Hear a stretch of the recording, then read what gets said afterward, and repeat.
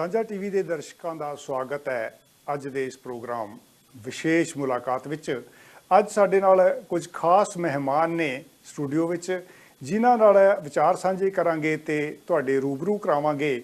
ਪਾਕਿਸਤਾਨ ਤੋਂ ਸਾਡੇ guest studio ਵਿੱਚ ਆਏ ਨੇ ਜਿਹੜੇ, ਉਹਨਾਂ ਦਾ ਨਾਂ ਹੈ ਜੀ ਮਹਿਮੂਦ ਲਿੱਲਾ ਜੀ, ਤੇ ਨਾਲ ਉਹਨਾਂ ਦੇ ਭਾਈ ਸਾਹਿਬ ਜੋ ਕੈਨੇਡਾ 'ਚ ਹੀ ਰਹਿੰਦੇ ਨੇ, ਇੱਥੇ ਆਪਣੇ ਕੋਲ ਰਹਿੰਦੇ ਨੇ, ਉਹਨਾਂ ਦਾ ਨਾਂ ਹੈ ਮਸੂਦ ਲਿੱਲਾ ਜੀ।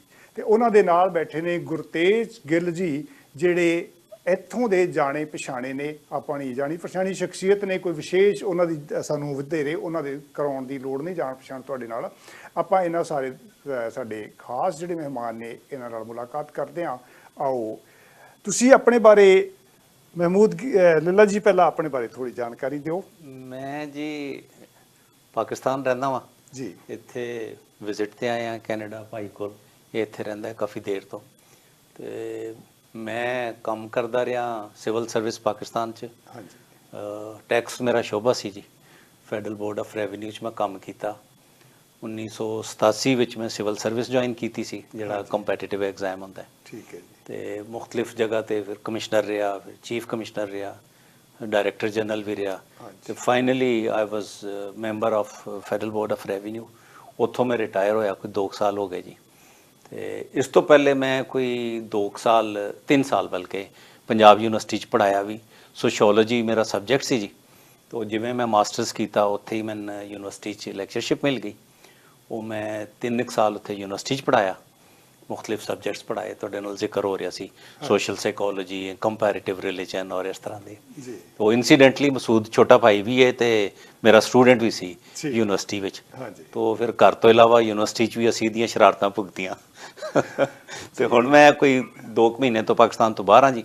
ਪਹਿਲੇ ਮੈਂ ਗਿਆ ਸਾਂ UK, ਕੋਈ ਮਹੀਨਾ ਮੈਂ ਉੱਥੇ ਗੁਜ਼ਾਰਿਆ। ਹੁਣ ਕੋਈ ਇੱਥੇ ਵਾਂ, ਕੋਈ 5-6 ਦਿਨ ਹੋਰ ਇੱਥੇ, ਮਹੀਨਾ ਇੱਥੇ ਗੁਜ਼ਾਰ ਕੇ ਫਿਰ ਅਮਰੀਕਾ, ਤੇ ਫਿਰ ਮੈਂ ਵਾਪਸ ਪਾਕਿਸਤਾਨ ਜਾਵਾਂਗਾ। ਜੀ, ਜਿਵੇਂ ਕਿ ਮਹਿਮੂਦ ਲਿੱਲਾ ਜੀ ਨੇ ਦੱਸਿਆ ਹੈ, ਉਹ ਉੱਥੇ ਇੱਕ ਵੱਡੇ ਅਹੁਦੇ ਤੋਂ ਰਿਟਾਇਰ ਹੋਏ ਨੇ, ਇਨਕਮ ਟੈਕਸ ਡਿਪਾਰਟਮੈਂਟ 'ਚ ਕੰਮ ਕਰਦੇ ਸੀ, ਵੱਖ-ਵੱਖ ਅਹੁਦਿਆਂ ਤੇ ਰਹੇ ਨੇ। ਉਹ ਹੋਰ ਵੀ ਸਮਾਜ ਵਿੱਚ ਵੀ ਸਰਗਰਮੀਆਂ 'ਚ ਪੂਰੀ ਤਰ੍ਹਾਂ ਇਨਵੋਲਵ ਰਹਿੰਦੇ ਨੇ। ਉਹਨਾਂ ਮੁੱਦਿਆਂ ਬਾਰੇ ਵੀ ਗੱਲ ਕਰਾਂਗੇ ਉਹਨਾਂ ਨਾਲ, ਤੇ ਇਨਕਮ ਟੈਕਸ ਬਾਰੇ ਵੀ ਗੱਲ ਕਰਾਂਗੇ, ਤਾਂ ਕਿ ਜਿਹੜਾ ਭਾਈਚਾਰਾ ਪਾਕਿਸਤਾਨ ਤੋਂ ਇੱਥੇ ਰਹਿ ਰਿਹਾ ਹੈ, ਉਹਨਾਂ ਨੂੰ ਉੱਥੇ ਜਾ ਕੇ ਕੀ ਮੁਸ਼ਕਲਾਂ ਆ ਸਕਦੀਆਂ ਹੈ, ਕੀ ਉਹਨਾਂ ਨੂੰ ਖਿਆਲ ਰੱਖਣਾ ਚਾਹੀਦਾ ਹੈ, ਉਹਦੇ ਬਾਰੇ ਚਾਨਣਾ ਪਾਉਣਗੇ। ਉਸ ਤੋਂ ਪਹਿਲਾਂ ਆਪਾਂ ਅੱਗੇ ਚੱਲਦੇ ਹਾਂ ਤੇ ਜਾਣ ਪਛਾਣ ਕਰਦੇ ਹਾਂ ਮਸੂਦ ਲਿੱਲਾ ਜੀ ਨਾਲ। ਜੀ, ਜਿਸ ਤਰ੍ਹਾਂ ਤੁਸੀਂ ਮੇਰਾ ਨਾਮ ਲਿਆ, ਮਸੂਦ ਲਿੱਲਾ ਮੇਰਾ ਨਾਮ ਹੈ ਜੀ। ਮੈਂ ਨਿਊਟਨ ਸਰੀ ਦਾ ਵਾਸੀ ਹਾਂ ਪਿਛਲੇ 20 ਵਰ੍ਹਿਆਂ ਤੋਂ। ਤੇ ਗੁਰਤੇਜ ਸਿੰਘ ਗਿੱਲ ਦੀ ਤਰ੍ਹਾਂ ਮੈਨੂੰ ਵੀ ਇਹ ਐਜ਼ਾਜ਼ ਹਾਸਲ ਹੈ ਕਿ ਮੇਰਾ ਸਿੱਖ ਭਾਈਚਾਰੇ ਨਾਲ, ਆਪਣੇ ਪੰਜਾਬੀ ਕਮਿਊਨਿਟੀ ਨਾਲ ਬਹੁਤ ਕਲੋਜ਼ ਇੱਕ ਤਾਲੁਕ ਬਣਿਆ ਜੀ, ਔਰ ਮੈਂ ਇਸ ਗੱਲ ਤੇ ਪੂਰਾ ਫਖਰ ਕਰਦਾ ਜੀ। ਮਸੂਦ ਲਿੱਲਾ ਜੀ ਸੋਸ਼ਲ ਵਰਕਰ ਹੋਣ ਦੇ ਨਾਲ ਨਾਲ ਰਾਈਟਰ ਵੀ ਨੇ। ਉਹਨਾਂ ਦੀ ਕਿਤਾਬ ਤੇ ਵੀ ਆਪਾਂ ਗੱਲ ਕਰਾਂਗੇ ਕਿ ਖਾਸ ਮੁੱਦੇ ਲੈ ਕੇ ਉਹਨਾਂ ਨੇ ਕਿਤਾਬ ਜਿਹੜੀ ਲਿਖੀ ਆ, ਤੇ ਸਰੋਤਿਆਂ ਨੂੰ, ਦਰਸ਼ਕਾਂ ਨੂੰ ਕਿਉਂ ਉਹ ਕਿਤਾਬ ਜ਼ਰੂਰ ਪੜ੍ਹਨੀ ਚਾਹੀਦੀ ਆ। ਉਸ ਤੋਂ ਪਹਿਲਾਂ ਆਪਾਂ ਗੁਰਤੇਜ ਗਿੱਲ ਜੀ ਕੋਲ ਚੱਲਦੇ ਹਾਂ। ਗੁਰਤੇਜ ਗਿੱਲ ਜੀ, ਤੁਸੀਂ ਆਪਣੀ ਜਾਣ ਪਛਾਣ ਕਰਾਓ ਦਰਸ਼ਕਾਂ ਨਾਲ। ਮਿਹਰਬਾਨੀ ਜੀ। ਪਹਿਲਾਂ ਤਾਂ ਸਮੂਹ ਦਰਸ਼ਕਾਂ ਨੂੰ ਮੇਰੇ ਵੱਲੋਂ ਪਿਆਰ ਭਰੀ ਸਤਿ ਸ੍ਰੀ ਅਕਾਲ, ਸਲਾਮੇਕਮ, ਨਮਸਤੇ। ਜਿਵੇਂ ਤੁਸੀਂ ਦੱਸ ਹੀ ਦਿੱਤਾ ਹੈਗਾ ਕਿ ਮੇਰਾ ਬੇਸਿਕਲੀ ਬੈਕਗਰਾਊਂਡ, ਮੈਨੂੰ ਕਰੀਬ 22 ਸਾਲ ਹੋ ਗਏ ਕੈਨੇਡਾ ਆਇਆਂ ਨੂੰ। ਉੱਥੇ ਪੜ੍ਹਾਈ ਕੀਤੀ ਮੈਂ, PhD ਕੀਤੀ ਸੋਸ਼ੀਓਲੋਜੀ ਦੇ ਵਿੱਚ, ਸੋਸ਼ੋ ਇਕਨੋਮਿਕ ਮਿਲਾ ਕੇ ਬੇਸਿਕਲੀ, ਕਿਉਂਕਿ ਮੇਰੀ ਮਾਸਟਰਸ ਜਿਹੜੀ ਸੀਗੀ ਉਹ economics and sociology C.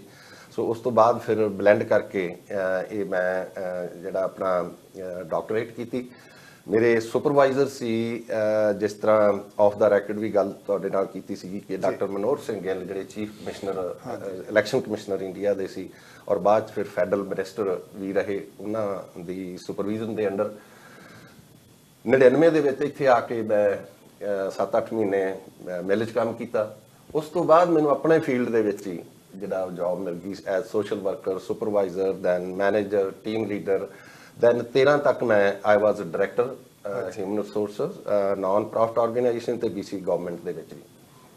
So October 13 ਤੋਂ ਬਾਅਦ ਮੈਂ ਸੋਚਿਆ ਕਿ ਕਿਉਂਕਿ 10 ਸਾਲ ਮੈਂ ਉੱਥੇ I was joint director, social welfare department ਦੇ ਵਿੱਚ ਚੰਡੀਗੜ੍ਹ। ਹਾਂਜੀ। ਤੇ ਇੱਥੇ ਆ ਕੇ ਵੀ 13.5 ਸਾਲ ਦੇ ਕੁੱਲ ਮਿਲਾ ਕੇ 22-23 ਸਾਲ ਸੋਸ਼ਲ ਸਰਵਿਸਿਜ਼ ਦੇ ਫੀਲਡ ਦੇ ਵਿੱਚ ਹੋ ਗਿਆ ਸੀ। ਤੇ ਬਾਅਦ ਚ ਫਿਰ ਮੈਂ ਫੁੱਲ ਟਾਈਮ ਰੀਅਲ ਸਟੇਟ ਦੇ ਵਿੱਚ ਜਿਹੜਾ ਉਹ ਆ ਗਿਆ ਅਕਤੂਬਰ 2013 ਤੋਂ।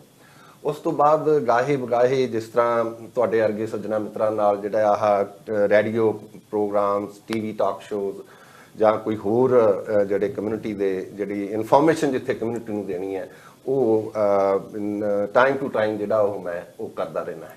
ਜੀ, ਧੰਨਵਾਦ ਤੁਹਾਡਾ ਜਾਣ ਪਛਾਣ ਕਰਾਉਣ ਵਾਸਤੇ। ਆਪਾਂ ਪਹਿਲਾਂ ਮਹਿਮੂਦ ਜੀ ਕੋਲ ਚੱਲਦੇ ਹਾਂ, ਕਿਉਂਕਿ ਜਦੋਂ ਆਪਾਂ ਸਮਾਜਿਕ ਪੱਖ ਤੇ ਆਵਾਂਗੇ, ਭਾਈਚਾਰਕ ਸਾਂਝਾਂ ਵੱਲ ਚੱਲਾਂਗੇ, ਭਾਰਤ ਪਾਕਿਸਤਾਨ ਦੇ ਸਮਾਜ ਦੀਆਂ ਲੋਕਾਂ ਦੀਆਂ ਸਾਂਝਾਂ ਦੀ ਗੱਲ ਛੇੜਾਂਗੇ, ਤੇ ਜਦੋਂ ਕੈਨੇਡਾ ਬੈਠੇ ਦੋਵੇਂ ਕਮਿਊਨਿਟੀਜ਼ ਜਿਹੜੀਆਂ ਇੱਥੇ ਕਿੰਨੇ ਚੰਗੀ ਤਰ੍ਹਾਂ ਵਿਚਰ ਰਹੀਆਂ ਹੈ, ਕਿੰਨੇ ਪਿਆਰ ਨਾਲ ਵਿਚਰ ਰਹੀਆਂ, ਉਹ ਭੁੱਲ ਹੀ ਜਾਂਦੇ ਆ ਕਿ ਪਾਕਿਸਤਾਨ ਵਾਲੇ ਤੇ ਭਾਰਤ ਦੇ ਬਾਰਡਰ ਤੇ ਕੰਡਿਆਂ ਵਾਲੀ ਤਾਰ ਵੀ ਲੱਗੀ ਹੋਈ ਆ। ਇੱਥੇ ਕੋਈ ਤਾਰ ਨਹੀਂ, ਇੱਥੇ ਦਿਲ ਸਾਂਝੇ ਆ। ਉਹਦੇ ਵੱਲ ਗੱਲ ਕਰਾਂਗੇ। ਉਸ ਤੋਂ ਪਹਿਲਾਂ ਆਪਾਂ ਗੱਲ ਜਾਣਨਾ ਚਾਹਾਂਗੇ ਕਿ ਜਿਹੜੇ ਪਾਕਿਸਤਾਨ ਤੋਂ ਇੱਥੇ ਬੈਠੇ ਹੋਏ ਲੋਕ ਆ, ਜਦੋਂ ਉੱਥੇ ਜਾਂਦੇ ਆ, ਉਹਨਾਂ ਦੀ ਪ੍ਰਾਪਰਟੀ ਉੱਥੇ ਆ, ਉਹਨਾਂ ਦੀ ਕੋਈ ਇਨਕਮ ਦੇ ਸਾਧਨ ਉੱਥੇ ਆ, ਉਹਨਾਂ ਨੂੰ ਇੱਥੋਂ ਪੈਸੇ ਭੇਜਣੇ ਆ, ਤਾਂ ਉਹ ਕਿਹੜੀਆਂ ਗੱਲਾਂ ਦਾ ਖਿਆਲ ਰੱਖਣ, ਇਹ ਮੈਂ ਚਾਹੂੰਗਾ ਕਿ ਮਹਿਮੂਦ ਗਿੱਲ ਲੀਲਾ ਜੀ, ਮਾਫ ਕਰਨਾ, ਮਹਿਮੂਦ ਗਿੱਲ ਲੀਲਾ ਜੀ। ਜੀ ਦੇਖੋ ਜੀ, ਉਹ ਜਿਹੜੇ ਹੈ ਨੇ ਇੱਥੇ ਰਹਿਣ ਵਾਲੇ ਪਾਕਿਸਤਾਨੀ ਸਿਟੀਜ਼ਨਸ, ਉਹ ਤੁਹਾਨੂੰ ਪਤਾ ਹੈ ਕੈਨੇਡਾ ਪਾਕਿਸਤਾਨ ਦਾ ਹੈ ਕਿ ਜੋ ਡੂਅਲ ਨੈਸ਼ਨੈਲਿਟੀ ਅਲਾਉ ਕਰਦੇ ਨੇ। ਤੇ ਉਹ ਅਸੀਂ ਪਹਿਲੇ ਪ੍ਰੋਗਰਾਮ ਤੋਂ ਪਹਿਲੇ ਗੱਲ ਕਰ ਰਹੇ ਸਾਂ ਕਿ ਜੀ ਅਗਰ ਕੋਈ ਪਾਕਿਸਤਾਨੀ ਇੱਥੇ ਰਹਿ ਰਹੇ ਨੇ ਕੈਨੇਡੀਅਨ ਸਿਟੀਜ਼ਨ ਦੇ ਤੌਰ ਤੇ, ਔਰ ਇੱਥੇ ਜਿਹੜੀ ਵੀ ਇਨਕਮ ਅਰਨ ਕਰਦੇ ਨੇ ਉਸ ਤੇ ਇੱਥੇ ਟੈਕਸ ਦੇ ਦਿੰਦੇ ਨੇ, ਉਸ ਤੇ ਉਹਨਾਂ ਨੂੰ ਪਾਕਿਸਤਾਨ 'ਚ ਕੋਈ ਪੁੱਛ ਕੁਛ ਨਹੀਂ ਹੈ ਜਾਂ ਟੈਕਸ ਨਹੀਂ ਹੈ। ਹਾਊਐਵਰ ਇੱਕ ਅਸੀਂ ਕੋਈ 2-3 ਸਾਲ ਤੋਂ ਇੱਕ ਤਬਦੀਲੀ ਕੀਤੀ ਹੈ ਕਿ ਜੀ ਅਗਰ ਕਿਸੇ ਪਾਕਿਸਤਾਨੀ ਦੀ, ਕੈਨੇਡੀਅਨ ਸਿਟੀਜ਼ਨ ਦੀ ਇੱਥੇ ਕੋਈ ਪ੍ਰਾਪਰਟੀ ਹੈ, ਔਰ ਜਦੋਂ ਵੀ ਉਹ ਪਾਕਿਸਤਾਨ 'ਚ ਆਪਣੀ ਰਿਟਰਨ ਫਾਈਲ ਕਰੇਗਾ, ਉਹ ਪ੍ਰਾਪਰਟੀ ਜੇ ਪਾਕਿਸਤਾਨ ਤੋਂ ਬਾਹਰ ਕਿਤੇ ਜਿੱਥੇ ਵੀ ਹੋਵੇ, ਹਾਂਜੀ, ਕੈਨੇਡਾ 'ਚ ਹੋਵੇ ਜਾਂ ਦੁਨੀਆ 'ਚ ਕਿੱਥੇ ਹੋਵੇ, ਅਗਰ ਉਹ ਕਿਸੇ ਵਜ੍ਹਾ ਤੋਂ ਪਾਕਿਸਤਾਨ 'ਚ ਰਿਟਰਨ ਫਾਈਲ ਕਰੇਗਾ, ਮਿਸਾਲ ਦੇ ਤੌਰ ਤੇ ਉੱਥੇ ਪਾਕਿਸਤਾਨ 'ਚ ਰਿਟਰਨ ਫਾਈਲ ਕਰਨ ਦੇ ਨਾ ਅਸੀਂ ਮੁਖਤਲਿਫ ਉਹ ਰੱਖੇ ਨੇ ਕ੍ਰਾਈਟੇਰੀਆਜ਼। ਫੋਰ ਐਗਜ਼ਾਮਪਲ, ਅਗਰ ਤੁਹਾਡੇ ਤੋਂ ਇੰਨਾ ਵੱਡਾ ਘਰ ਹੈ ਸੇ 1 ਕਨਾਲ ਦਾ, ਤੇ ਤੁਸੀਂ ਰਿਟਰਨ ਫਾਈਲ ਕਰਨੀ ਹੈ, ਚਾਹੇ ਤੁਹਾਡੀ ਪਾਕਿਸਤਾਨ 'ਚ ਕੋਈ ਇਨਕਮ ਨਾ ਵੀ ਹੋਵੇ। ਤੇ ਜਦੋਂ ਵੀ ਤੁਸੀਂ ਪਾਕਿਸਤਾਨ 'ਚ ਰਿਟਰਨ ਫਾਈਲ ਕਰੋਗੇ ਤੇ ਤੁਸੀਂ ਆਪਣੀ ਵਰਲਡ ਵਾਈਡ ਪ੍ਰਾਪਰਟੀਜ਼ ਉਸ ਤੇ ਡਿਕਲੇਅਰ ਕਰੋਗੇ। ਆਲਦੋ ਉਸ ਤੇ ਕੋਈ ਟੈਕਸ ਨਹੀਂ ਹੈ, ਲੇਕਿਨ ਉਹ ਡਿਕਲੇਰੇਸ਼ਨ ਜ਼ਰੂਰੀ ਹੈ। ਔਰ ਇਹ ਤਬਦੀਲੀ 2-3 ਸਾਲ ਤੋਂ ਆਈ ਹੈ।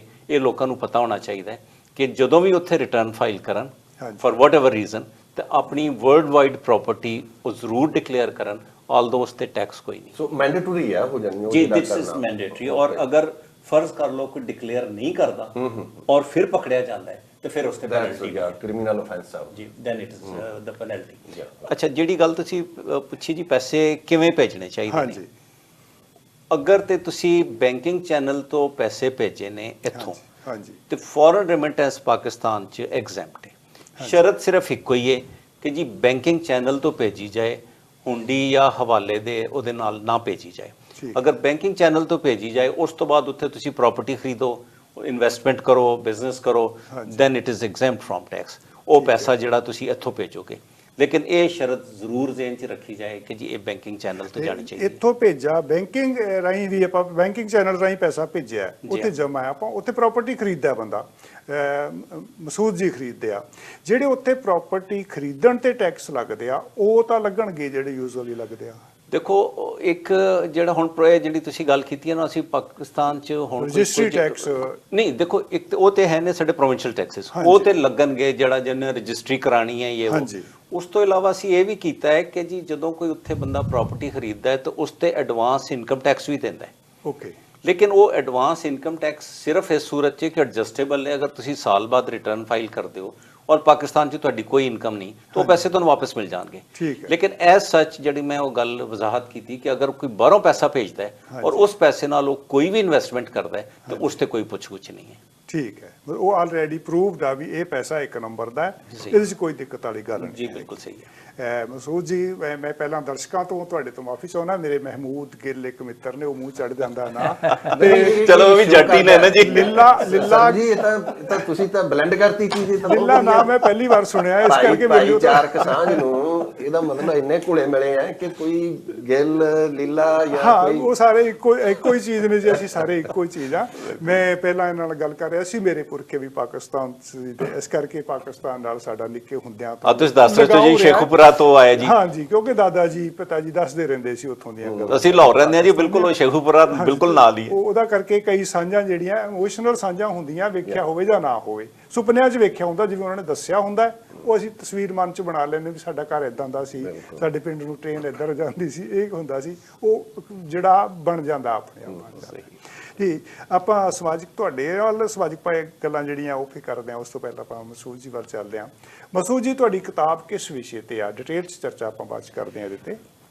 ਦੇਖੋ ਜੀ ਸਰਬਜੀਤ ਜੀ, ਕਿ ਇਹਦਾ ਨਾਂ ਕੀ ਹੈ? ਤੇ ਮੈਂ ਦੱਸਣਾ ਜੀ ਕਿ ਪਹਿਲੀ ਗੱਲ ਤੇ ਇਹ ਕਿ ਮੈਂ ਆਪਣੇ ਭਾਈ ਸਾਹਿਬ ਮਹਿਮੂਦ ਲੀਲਾ ਸਾਹਿਬ ਦੇ ਹਾਰਟ ਵਾਲੀ ਸਾਈਡ ਤੇ ਬੈਠਾ, and I feel player and honour ਇਸ ਵਾਸਤੇ ਕਿ ਮੇਰੇ ਵੱਡੇ ਭਾਈ ਨਹੀਂ, ਔਰ ਸਾਡੇ ਮਾਸ਼ਰੇ ਦੇ ਵਿੱਚ ਵੱਡੇ ਭਾਈ ਨੂੰ ਬਾਪ ਦਾ ਰੁਤਬਾ ਵੀ ਦਿੱਤਾ ਜਾਂਦਾ ਹੈ, ਔਰ ਖਾਸ ਤੌਰ ਤੇ ਬਾਪ ਤੋਂ ਬਾਅਦ ਤੇ ਸਾਰੇ ਫੈਸਲੇ ਵੱਡਾ ਭਾਈ ਕਰਦਾ ਹੈ। ਬਿਲਕੁਲ ਇਤਫਾਕ ਨਾਲ ਪੰਜਾਬ ਯੂਨੀਵਰਸਿਟੀ 'ਚ ਮੇਰੇ ਟੀਚਰ ਵੀ ਰਹੇ, 3 ਸਾਲ ਇਹ ਪੜ੍ਹਾਉਂਦੇ ਰਹੇ, ਤੇ ਜਿਸ ਤਰ੍ਹਾਂ ਇਹਨਾਂ ਨੇ ਆਪਣੇ ਇੰਟਰੋ 'ਚ ਜ਼ਿਕਰ ਕੀਤਾ ਕਿ ਉਹ ਮੇਰੀਆਂ ਸ਼ਰਾਰਤਾਂ ਹੀ ਸੀ। ਇੱਕ ਐਕਸਟ੍ਰੀਮਿਸਟ ਸਟੂਡੈਂਟ ਆਰਗੇਨਾਈਜੇਸ਼ਨ ਦੇ ਮੈਂ ਓਪੋਨੈਂਟ ਸਾਂ, ਮੈਂ ਲੈਫਟ ਵਿੰਗ ਦਾ ਬੰਦਾ ਸਾਂ, ਉਹ ਰਾਈਟਿਸਟ ਸਨ।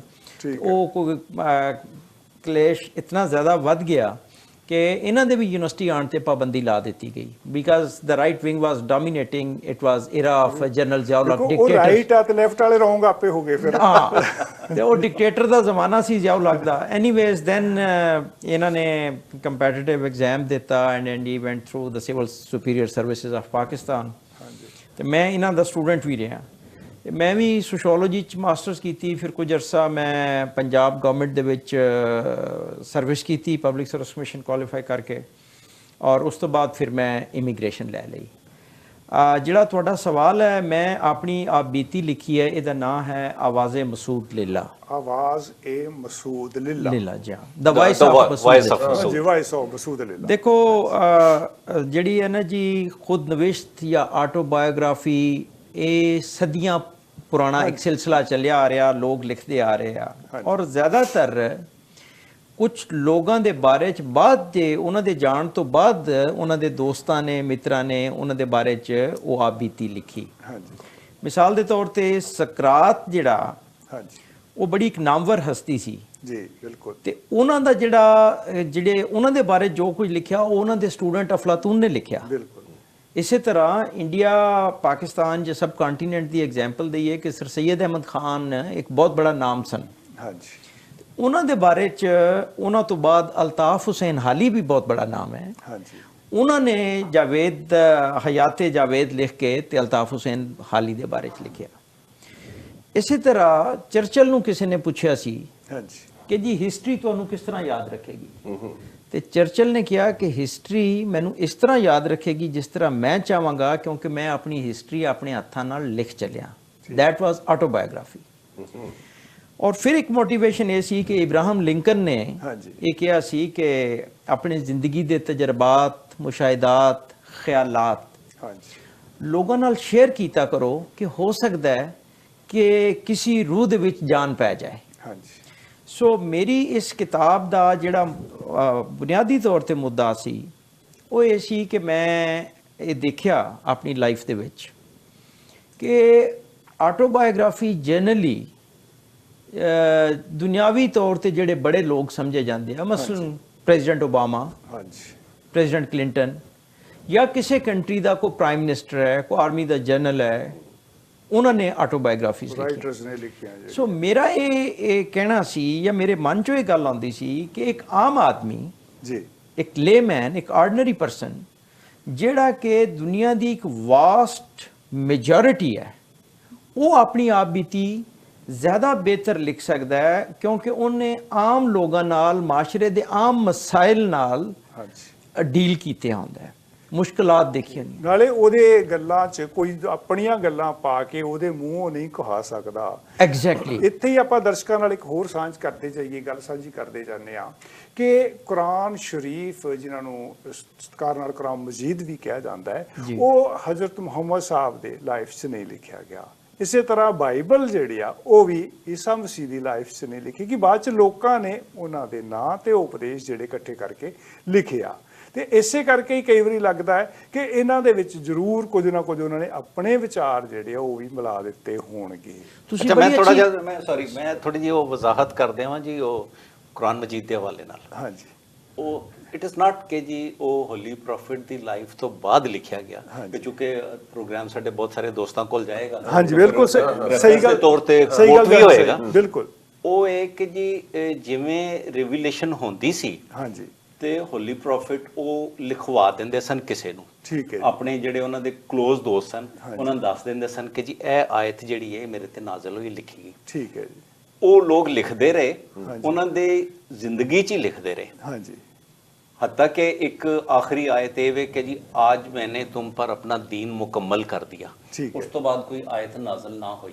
ठीक है। ਉਹ ਜਿਹੜਾ ਤੁਸੀਂ ਕਹਿ ਰਹੇ ਹੋ ਨਾ ਜੀ ਕਿ ਲਿਖਿਆ ਬਾਅਦ ਚ ਗਿਆ, ਉਹ ਹੋਇਆ ਇਸ ਤਰ੍ਹਾਂ ਕਿ ਜੀ ਉਹ ਪ੍ਰਿੰਟਿੰਗ ਕੰਪਾਈਲ ਜਿਹੜਾ ਹੈ ਉਹ ਹਜ਼ਰਤ ਉਸਮਾਨ ਜਿਹੜੇ ਹੈਸਨ ਖਲੀਫਾ ਸੋਮ, ਉਹਨਾਂ ਦੇ ਦੌਰ 'ਚ ਹੋਇਆ ਕਿ ਉਹਨਾਂ ਨੇ ਇਹ ਡਰ ਹੋਇਆ ਕਿ ਜੀ ਇੰਜ ਨਾ ਹੋਵੇ ਕਿ ਜੀ ਅੱਜ ਤੇ ਅਸੀਂ ਜ਼ਿੰਦਾ ਸਾਨੂੰ ਪਤਾ ਸੀ ਕਿ ਜੀ ਹਜ਼ਰਤ ਮੁਹੰਮਦ ਸੱਲੱਲਾਹੁ ਅਲੈਹਿ ਵਸੱਲਮ ਸਾਡੇ ਨਾਲ ਦੇ ਸਨ, ਸਾਨੂੰ ਪਤਾ ਸੀ ਉਹਨਾਂ ਨੇ ਇਹ ਗੱਲ ਕੀਤੀ ਹੈ ਨਹੀਂ ਕੀਤੀ, ਇਹ ਲਿਖੀ ਗਈ ਹੈ। ਉਹਨਾਂ ਨੇ ਕਿਹਾ ਕਿ ਇੰਜ ਨਾ ਹੋਵੇ ਕਿ ਜ਼ਮਾਨੇ ਗੁਜ਼ਰ ਜਾਣ ਤੇ ਇਹਦੇ ਵਿੱਚ ਕੋਈ ਤਾਰੀਫ ਹੋਵੇ, ਲੋਕ ਕੋਈ ਐਡੀਸ਼ਨ ਕਰ ਦੇਣ।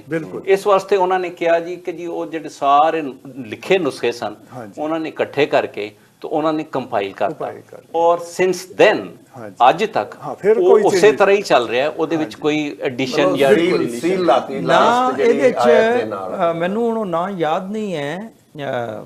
ਅਗੇਨ ਭਾਈ ਸਾਹਿਬ ਦੀ ਜਿਸ ਤਰ੍ਹਾਂ ਸਾਰੀ ਉਮਰ ਸਟੂਡੈਂਟ ਰਿਹਾ ਤੇ ਮਦਦ ਲਵਾਂਗਾ ਕਿ ਜਦੋਂ ਪ੍ਰੋਫਿਟ ਮੁਹੰਮਦ ਸਾਹਿਬ ਤੇ ਵਹੀ ਨਾਜ਼ਲ ਹੁੰਦੀ ਸੀ ਤਾਂ ਇੱਕ ਉਹਨਾਂ ਦੇ ਖਾਸ ਸਹਾਬੀ ਦੋਸਤ ਸਨ ਜਿਹੜੇ ਕਾਤਬ ਸਨ। ਕਾਤਬੇ ਵਹੀ ਦੋ ਤਿੰਨ ਰਹੇ, ਜ਼ਿਆਦਾ ਹਜ਼ਰਤ ਅਮੀਰ ਮਾਵੀਆ ਨੇ ਲਿਖਿਆ, ਲੇਕਿਨ ਇਹ ਵੀ ਕਿ ਜੀ ਕਾਤਬੇ ਵਹੀ ਹੋਰ ਵੀ ਲੋਕ ਰਹੇ, ਲੇਕਿਨ ਉਹ ਜਿਹੜੇ ਉਹਨਾਂ ਦੇ ਟਰਸਟਡ ਲੋਕ ਸਨ ਉਹਨਾਂ ਨੂੰ ਲਿਖਾ ਦਿੰਦੇ ਸਨ, ਔਰ ਫਿਰ ਜੋ ਪੜ੍ਹ ਕੇ ਸੁਣਾਉਂਦੇ ਸਨ ਤੇ ਫਿਰ ਉਹਦੇ ਵਿੱਚ ਉਹ ਕਿ ਜੀ ਹਾਂ ਇਹ ਗੱਲ ਤੂੰ ਠੀਕ। ਅੱਛਾ, ਔਰ ਇਹਦੇ ਚ ਇੱਕ ਐਡੀਸ਼ਨ ਮੈਂ ਦੱਸਿਆ ਸੀ ਵੀ ਬਾਅਦ ਚ ਹੀ ਕਰਿਆ ਗਿਆ ਉਹ ਜੀ, ਉਹਦੇ ਜਿਹੜੀ ਜੋ ਲਫ਼ਜ਼ ਇੱਕ ਇੱਕ ਲਿਖਿਆ ਗਿਆ ਨਾ ਉਹ ਕਦੀ ਤਬਦੀਲ ਹੋਇਆ ਨਾ ਤਾਂ ਕਿਆਮਤ ਉਹ ਤਬਦੀਲ ਹੋ ਸਕਦਾ। ਇਹ ਵਧੀਆ ਗੱਲ ਹੈ ਕਿ ਇੱਕ ਸੀਲ ਬੰਦ ਹੋ ਗਈ ਚੀਜ਼, ਜਿਹਦੇ ਵਿੱਚ ਮੁੜ ਕੇ ਕੋਈ ਇਹ ਨਹੀਂ ਕਹਿ ਸਕਦਾ ਵਿੱਚ ਮਿਲਾਵਟ ਹੋ ਗਈ, ਇਹ ਐਡੀਸ਼ਨ ਐਗਜ਼ੈਕਟਲੀ। ਅੱਛਾ, ਇੱਕ ਜਿਹੜਾ ਤੁਹਾਨੂੰ ਵੀ ਪਤਾ ਹੋਣਾ, ਤੁਹਾਡੇ ਦੋਸਤਾਂ 'ਚ ਵੀ ਕਈ ਹੋਣੇ ਨੇ ਜੀ, ਇਹ ਕੁਰਾਨ ਸ਼ਰੀਫ ਨੂੰ ਲਰਨਿੰਗ ਬਾਈ ਹਾਰਟ ਉਹਨਾਂ ਨੂੰ ਅਸੀਂ ਹਾਫਿਜ਼ੇ ਕੁਰਾਨ ਕਹਿੰਦੇ ਆ, ਤੇ ਉਹ ਕਿਤਨੇ ਹੀ ਹਜ਼ਾਰਾਂ ਦੀ ਤਾਦਾਦ 'ਚ